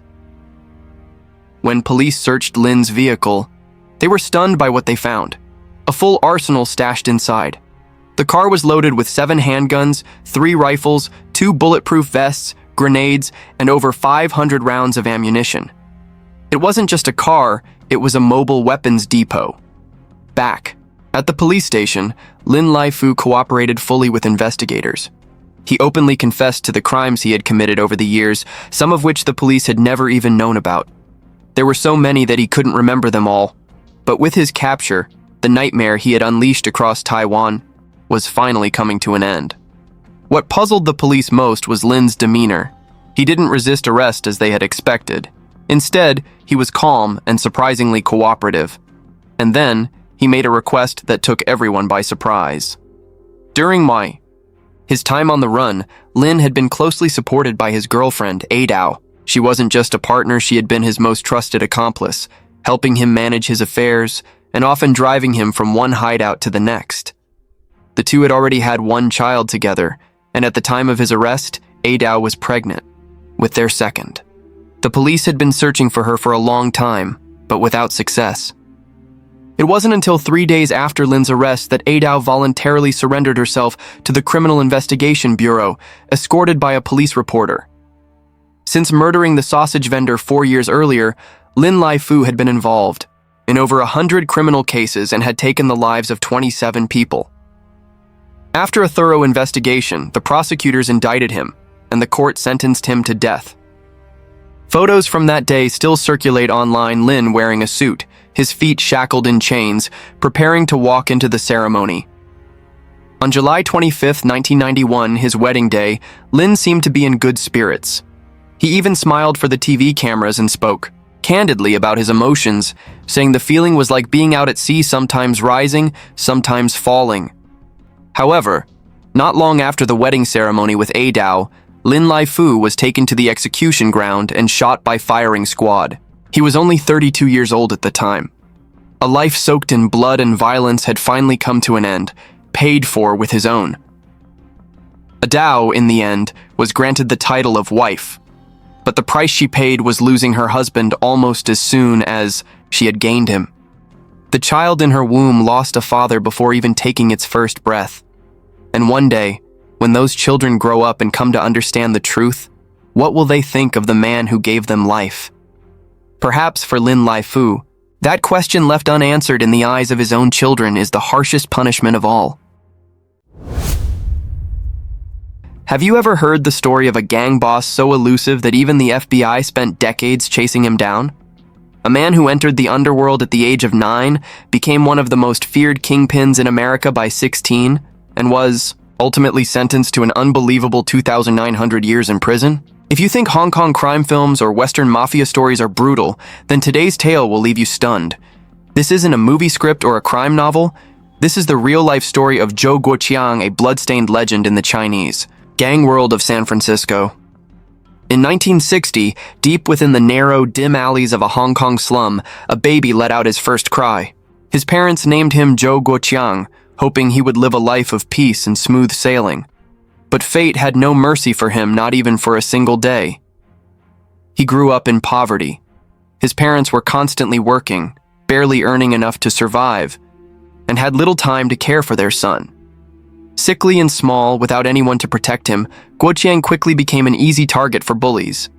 The local kids mocked him, calling him Ha-zi, which meant dried up fish, a scrawny little thing. But instead of breaking him, That humiliation ignited something fierce inside him, a burning desire to become strong, to rise above everyone. From a young age, Zhou Guoqiang understood one brutal truth: the strong rule the world. And in his heart, he set one goal: he would become the strongest. He would sit at the top of the food chain. At just 9 years old, worn down by constant bullying at school, Guoqiang dropped out and began roaming the streets. That was when he first crossed paths with a group of idle street thugs. At the time, post-war chaos had triggered a wave of immigration into Hong Kong, overwhelming the authorities and plunging the city into instability. To survive, many immigrants joined mutual aid societies. Initially meant to support each other, these groups eventually morphed into organized crime syndicates. The most infamous among them was the Triad Society. To expand its reach, the Triads even infiltrated schools. Growing up in a slum filled with violence, Guoqiang quickly caught the attention of this gang and was recruited at just 9 years old. At first, he did minor tasks pouring tea, delivering messages, running errands for the older members. But simply being part of the Triads gave him protection. No one at school dared lay a finger on him anymore. From a bullied child, Zhou Guoqiang suddenly became a boss in the eyes of his peers. Not long after he joined, the Triads clashed with a rival gang. To settle the conflict, they agreed to fight it out no guns, just fists and blades. Initially, Guoqiang was told to stay back and hand weapons to the older members, but as the brawl erupted into chaos, he grabbed a knife and charged into the fray, stabbing wildly at the enemy. He didn't hesitate. Though just a child, his attacks were vicious and merciless. And it was thanks to that fearless aggression that the Triads claimed total victory. After that brutal street fight, Zhou Guoqiang's name began to echo throughout the criminal underworld. From a nobody, he suddenly became someone worth noticing, a boy who earned respect and started brushing shoulders with some of the most seasoned gangsters. Hardened men of the streets began paying attention to this small-framed kid with a shockingly savage way of striking. With growing recognition, Zhou Guoqiang gained increasing trust from the higher-ups in the Triad Society. One day, while having tea with a senior boss at a tea house in Mongkok, they happened to cross paths with a group of Japanese tourists.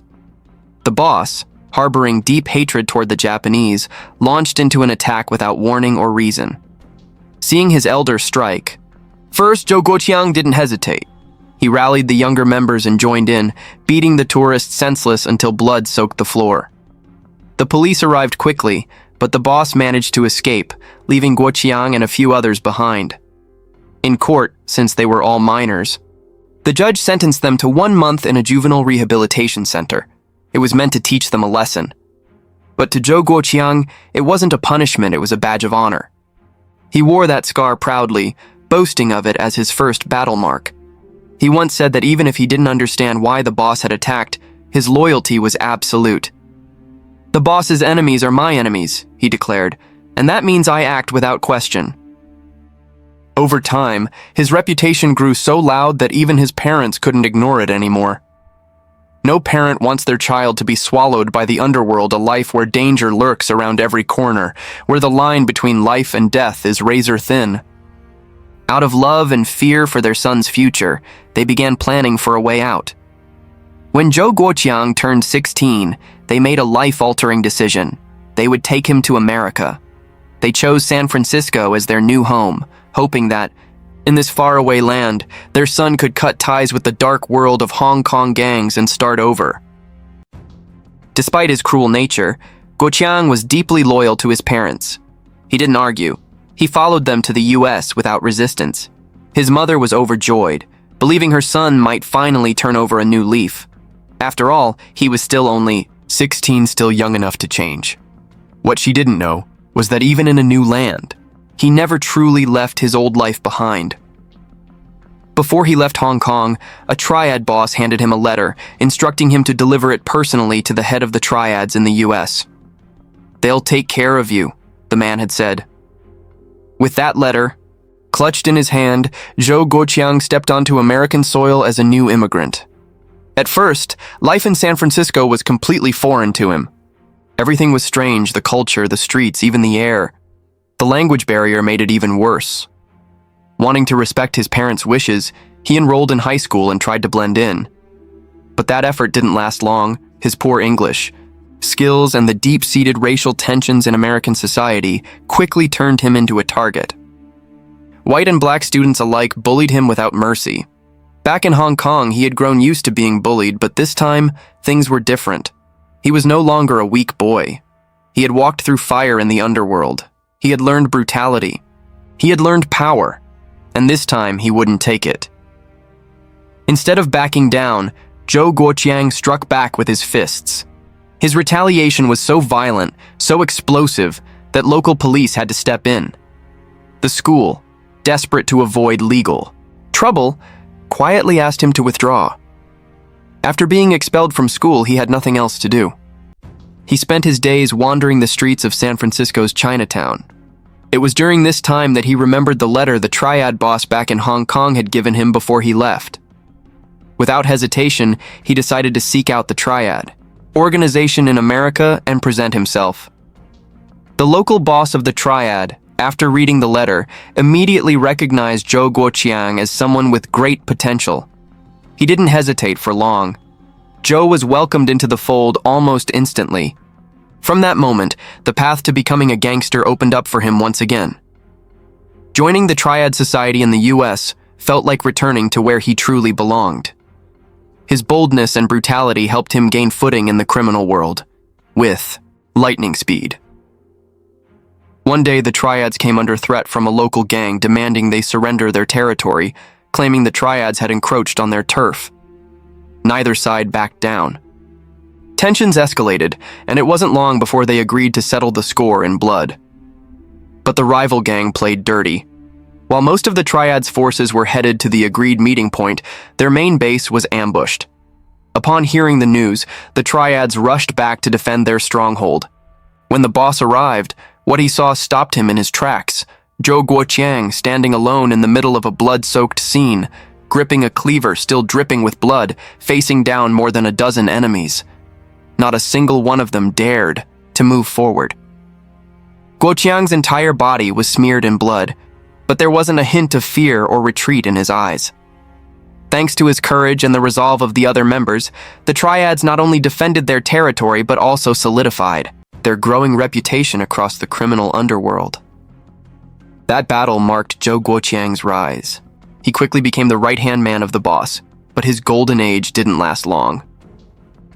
In 1978, Zhou Guoqiang and a few associates brazenly carried out an armed robbery in broad daylight. Unfortunately for him, a police patrol happened to be passing by at the exact moment. It was the first time since arriving in America that Zhou Guoqiang was arrested by the police. During the investigation, officers uncovered his extensive gang background and a long list of prior crimes, none of which had stuck due to his minor status at the time. But this time was different. He was legally an adult. He was sentenced to 11 years in prison. In 1989, Zhou Guoqiang completed his sentence. 11 years behind bars did nothing to change him. In fact, he lived comfortably inside, even making valuable connections with other gangsters.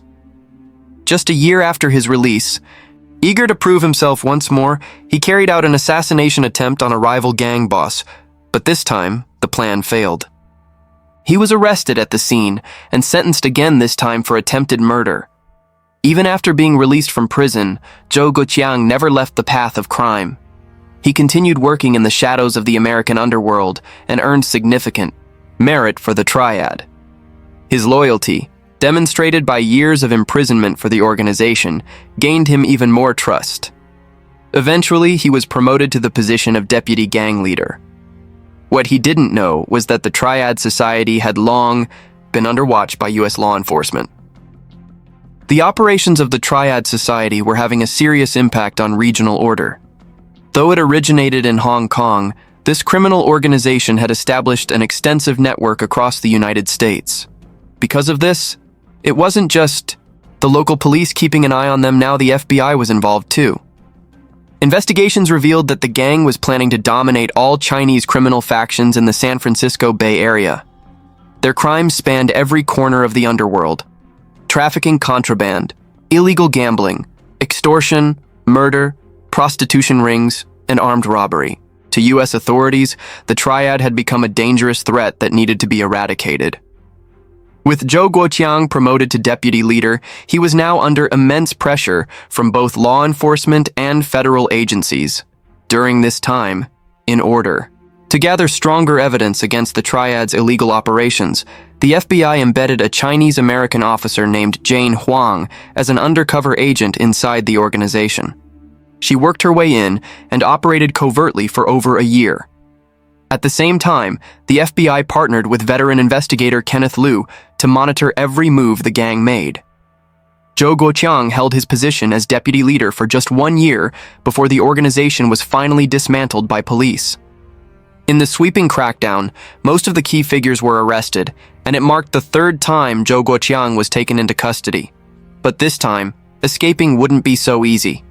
The police now had overwhelming and irrefutable evidence. Facing a 25-year prison sentence, Zhou Guoqiang found himself at a crossroads. Life as he knew it would be over. Then came an offer from the authorities.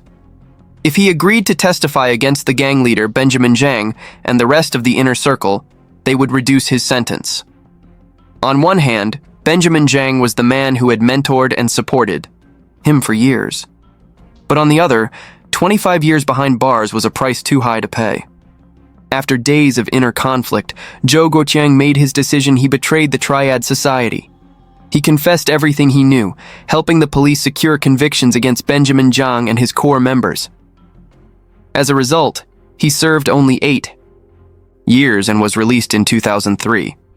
Once out of prison, Zhou Guoqiang became a confidential informant for the U.S. police, feeding them intel on other criminal gangs. He was kept under strict surveillance, even wearing an electronic ankle monitor. Ironically, this surveillance ended up protecting him. No one from the triad dared to take revenge while he remained under constant watch by law enforcement. Still, Guoqiang knew he couldn't live like this forever. Searching for a new path, he turned to the Zhigong Hall. Zhigong Hall was a branch of the ancient Chinese organization known as the Hongmen Society, an order rooted in honor and brotherhood, far removed from the triad's ruthlessness. By joining Zhigong Hall, Zhou Guoqiang seemed to be making a genuine attempt at redemption. He even collaborated with several others to write a book titled Black Society, based on his own life. The rights to the story were later sold to Hollywood for film adaptation. These contributions, combined with his deep underworld experience, helped him quickly gain respect within Zhigong Hall. For 3 years, he lived in relative peace. Then came an unexpected turn. In 2006, during Lunar New Year, a shocking event rocked the Zhigong Hall. The organization's leader Daniel Leung was assassinated. That morning, while Daniel was working in his office, a masked gunman burst in and opened fire repeatedly. Daniel Leung died on the spot. He wasn't just the head of Zhigong Hall. Daniel was also a prominent figure in the overseas Chinese community. He had been active in the U.S. for many years and was well connected, maintaining strong ties with both local government officials and the business elite. The death of Daniel Leung immediately caught the attention of the police. However, after some time investigating, they could only confirm that it was a targeted assassination, with no further leads to pursue. The case quickly went cold. But based on their analysis, the most suspicious person was none other than Zhou Guoqiang. After all, with Daniel Leung gone, the one who stood to gain the most was him. While Leung was still alive, Zhou was considered the most likely successor to lead the Zhigong Hall. At the time, however, police had no concrete evidence to arrest Zhou Guoqiang. What's more, he had only been out of prison for 3 years and was still under electronic monitoring. Every move he made was under strict surveillance. Yet, despite this intense oversight, the authorities couldn't find a single crack in his behavior. On the day of his inauguration, the Zhigong Hall's headquarters in San Francisco was drenched in red. Crimson banners lined the main entrance, and hundreds of Hongmen members, all wearing red sashes, stood in perfect formation on both sides.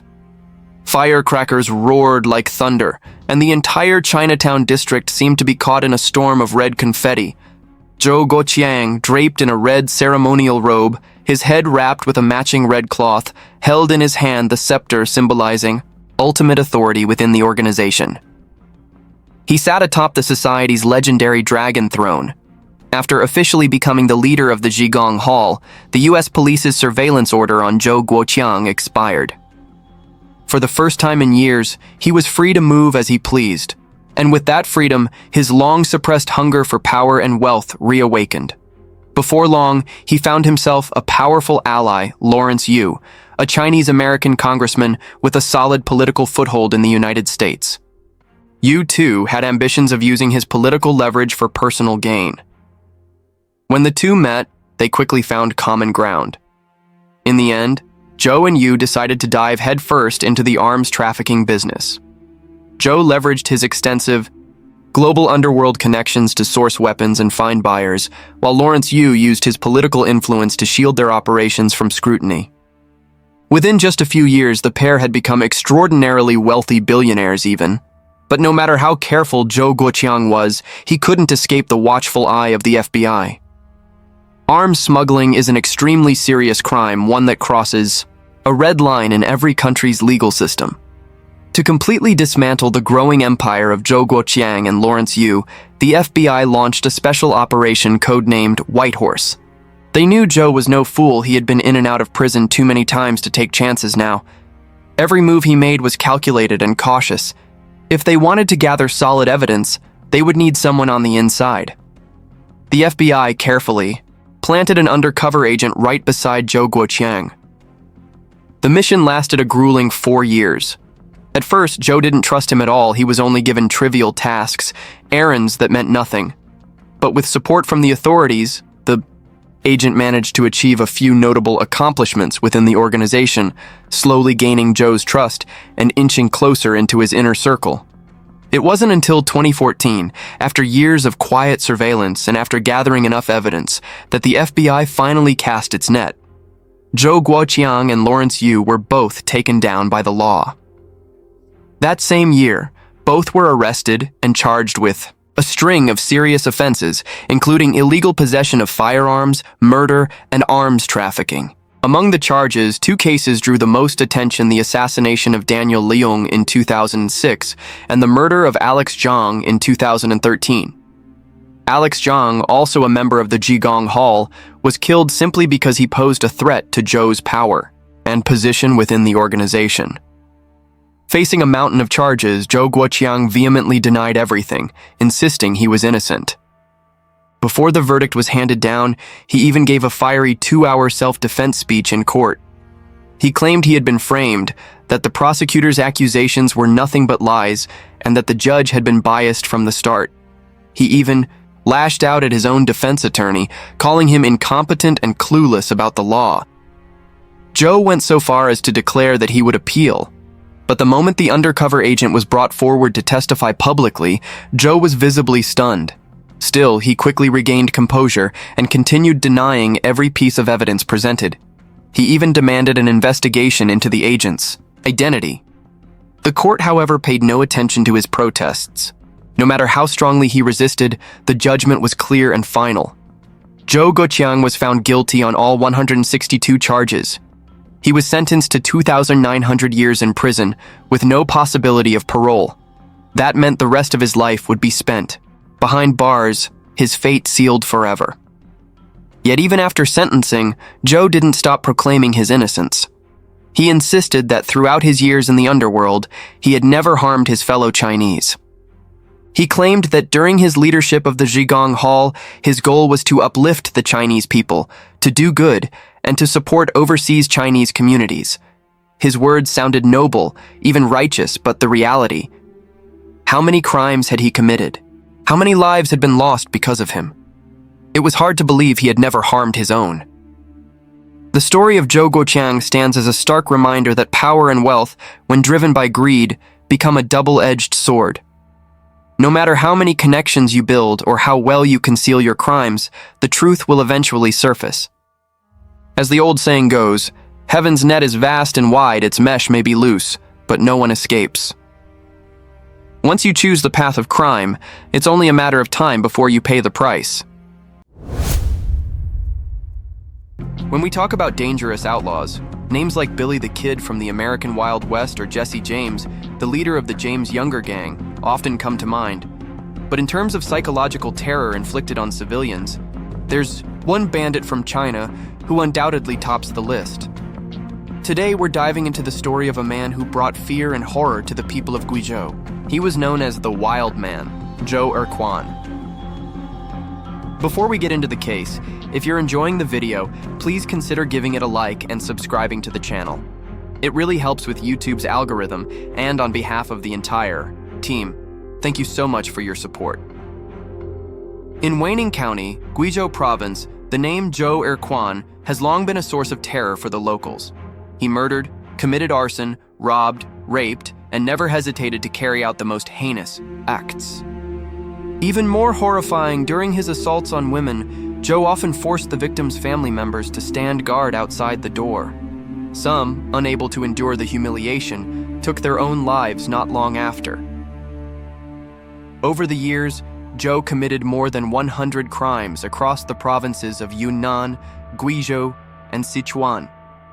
He killed 12 people, severely injured 24 others, and sexually assaulted hundreds of women. The local population lived in constant fear. Even the most hardened criminals in the region trembled at the mention of his name.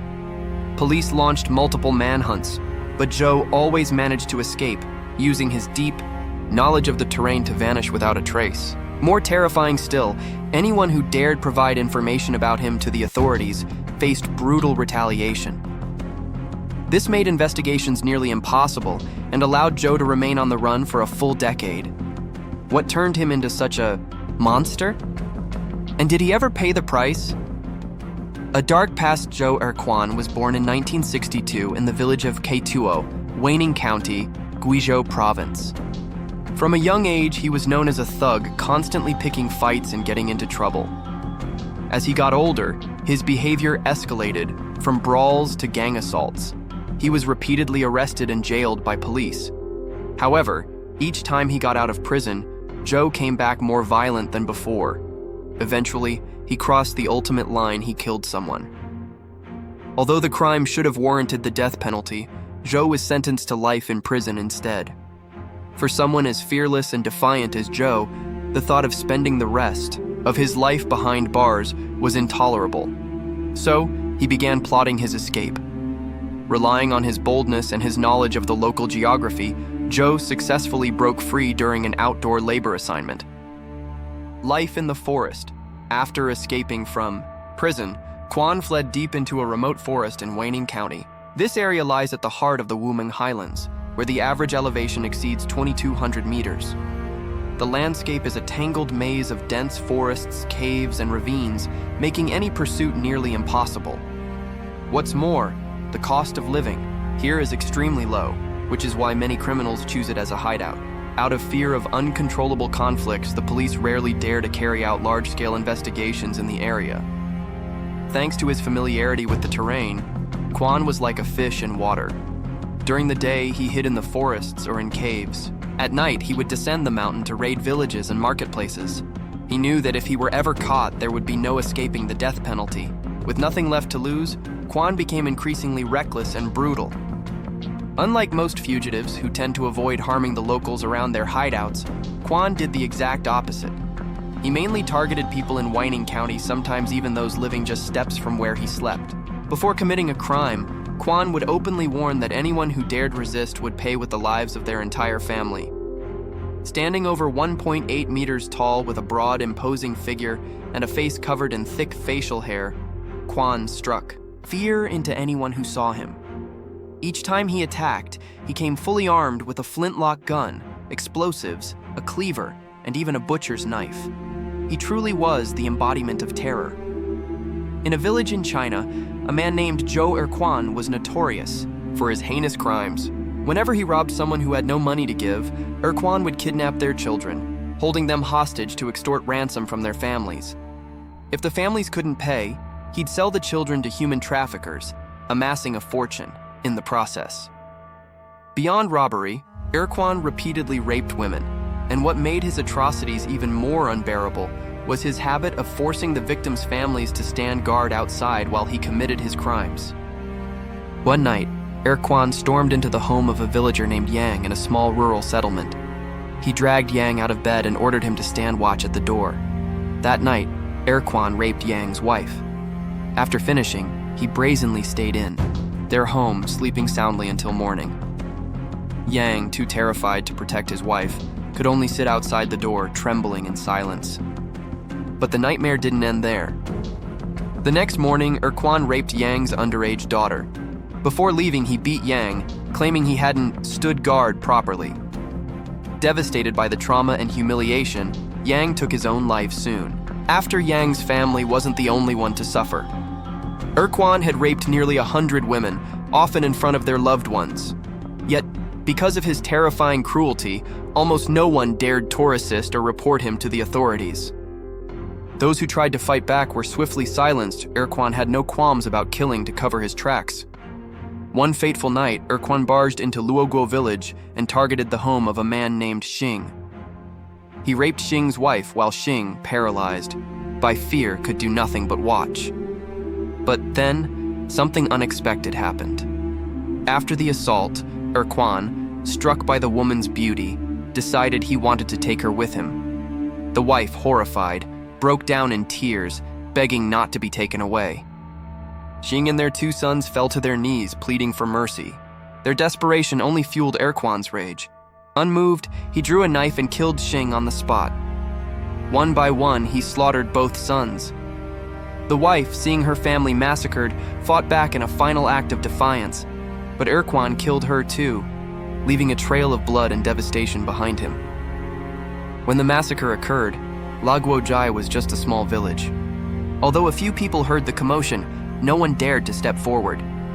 After killing Hung's entire family, Quan calmly walked away. However, as he was about to leave the village, a man blocked his path. This man lived quite far from Hung's house, but had come running after hearing cries for help. Seeing someone brave enough to interfere, Quan immediately drew his knife and slashed the man repeatedly, leaving him collapsed on the ground. Less than 3 months later, Quan returned to Laguojai and targeted the Kui family, whose home was just about 50 meters from Hung's.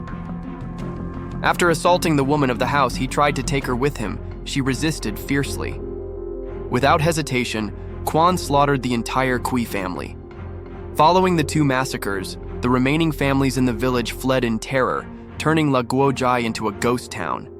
And this was only a small glimpse of the countless atrocities Quan had committed. Out of the hundreds of crimes he carried out, every single one sent chills down people's spines. Not only the local residents, but even other notorious criminals stayed far away from him. The devil among criminals Whining County had long been a refuge for over 700 wanted criminals, most of whom were extremely dangerous murderers, robbers, and repeat offenders of all kinds. With so many criminals gathered in one place, conflicts were inevitable. They constantly fought over territory and even robbed each other. The weaker ones were bullied, extorted, or forced into servitude by stronger criminals. At first, the criminals in the area thought Quan was just another low-level thug. Some even planned to intimidate or control him, but they quickly learned they had made a deadly mistake. The first to challenge Quan was a notorious bandit from Shanxi named Guo. Seeing Quan wreak havoc in the county, Guo felt disrespected and decided to drive him out. One day, as Quan was stepping out of his hideout, Guo blocked his path, raised a machete with a fierce expression, and shouted, "I was cutting people down back in elementary school. What the hell do you think you are, coming here and causing trouble?" But Quan wasn't fazed. Without saying a word, he drew his long blade and charged straight at Guo. Though Guo had a reputation as a fearsome bandit, he was, in truth, a coward who only bullied the weak.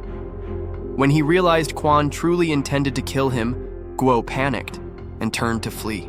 Quan gave chase, hunting him down for over 15 minutes. Sensing death was near, Guo threw down his machete and dropped to his knees, begging for mercy. But Quan showed none. He hacked Guo into pieces on the spot. News of the incident spread fast. No one dared to underestimate Quan again, especially those who had witnessed the scene firsthand. On another occasion, Quan entered a territory controlled by a gang of 3 hooligans from the northeast. Seeing an outsider invade their turf, they came at him with BB guns, triangular blades, and axes. Normally, Being outnumbered 3-1 and facing armed opponents, any sane person would back off. But Quan didn't care whether he lived or died. He pulled a bag of explosives from behind his back and lit the fuse with a lighter. The gang had only intended to rough him up a bit, but they hadn't expected such a wild counterattack. When they saw the lit fuse, they panicked and fled. Calmly, Quan put out the flame, then raised his flintlock and shot one of them. The other, two saw their comrade wounded and ran for their lives, never looking back. After that incident, Quan's brutal reputation spread even further. Every fugitive hiding in the region trembled at the mention of his name. Even the once dominant gangsters who roamed the area fled whenever Quan appeared, leaving him to do whatever he pleased without anyone daring to intervene. From then on, he became known as the Demon King among devils, growing more arrogant and lawless with each passing day. But no matter how dark the night, eventually one stumbles into a ghost. During one of his crimes, Quan had a finger sliced off. That day, he broke into a house belonging to a family who had just moved in from Guangxi. Inside, he found only a woman and a child. He casually threw his flintlock and explosives into the yard, then entered the house with a knife in hand, ready to force the woman into submission. But he didn't expect her to fight back. She was strong-willed, and being new to the area, had never heard of Quan's infamy, so instead of cowering, she launched herself at him. Her 11-year-old son, seeing his mother stand up to the intruder, grabbed a chair and smashed it over Quan's head, leaving him dazed. Stunned by their resistance, Quan stumbled. Just then, the woman's husband returned. Seeing his wife and child under attack, he didn't hesitate. He rushed in with a kitchen knife and struck Quan. For the first time, Quan froze. Until now, not a single person had dared to resist him. No matter how many people were in the household, they had always fallen to their knees begging for mercy. Without time to think, Quan swung his blade to defend himself. But in the chaos, the husband managed to slice off half of Quan's index finger. Quan screamed in pain, his knife clattering to the ground. Seeing an opening, the woman grabbed an axe and swung it at his neck. If it had hit, Quan would have died on the spot. He barely dodged, the blade grazing his shoulder. Terrified, Quan scrambled to his feet and fled the house. As he ran across the yard, he snatched up his gun and the bag of explosives, then disappeared into the forest. After this encounter, Quan developed a psychological fear and never dared return to that area again. In 1992, police officially listed Quan as a top priority target. They mobilized law enforcement from counties like Weining and Biajie, along with surrounding regions such as Liupanshui and Jiaodong, to hunt him down. However, Quan was a local and had grown up navigating the mountainous terrain. He used this knowledge to slip through the dragnet again and again, making his capture extremely difficult. For the investigation team, the biggest challenge wasn't just tracking him down, it was the complete lack of leads. Everyone who had ever provided information to the authorities had been taken care of by Quan. In May 1992, a villager named Deng from the village of Kaituo happened to greet some police officers while out running errands. A few days later, Deng and his 8-year-old son were found murdered in their home. After that, no one dared go near the police again. The Special Task Force takes action. For over 7 years, police were unable to capture Quan. By 1999, he was still at large, and during that time, he had murdered 12 people, injured 24, raped nearly 100 women, and kidnapped dozens of children. His reign of terror left the people of Weining County living in constant fear and anxiety. Under immense pressure from the public and higher authorities, the police formed a special task force dedicated to hunting Quan down. The task force attempted to gather information by reaching out to the families of the victims, but no one dared to speak. Left with no choice, they shifted their focus to Quan's own family. After several days, investigators discovered that he had a distant relative with whom he had a long-standing feud. During a previous confrontation, Quan had nearly killed him. After multiple efforts, the police managed to convince this man to talk.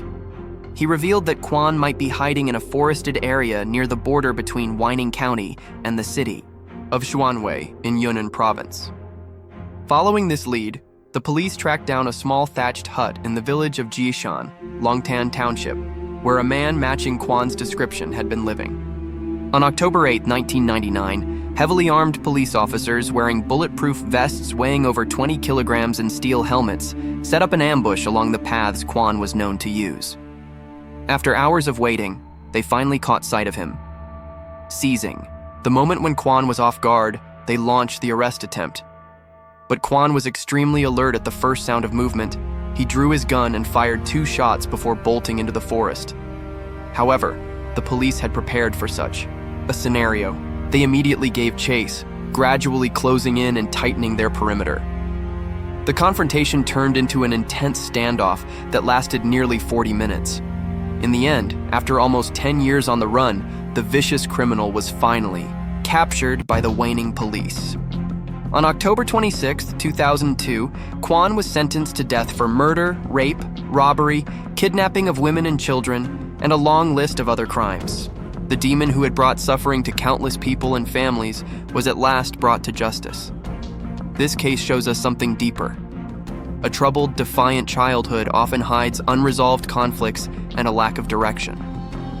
Rebellious behavior, left unchecked, can lay the foundation for a dark and destructive future. When negative experiences pile up, a person's mindset and way of life can spiral out of control, leading to reckless, even monstrous acts. Without care from family, support from society, or a chance to change course, such individuals can become threats not only to themselves but to the entire community. Quan's story is a grim reminder of the importance of early guidance, compassion, and intervention. It's a wake-up call about the responsibility we all share in educating and supporting young people to prevent tragedies like this from repeating in the future.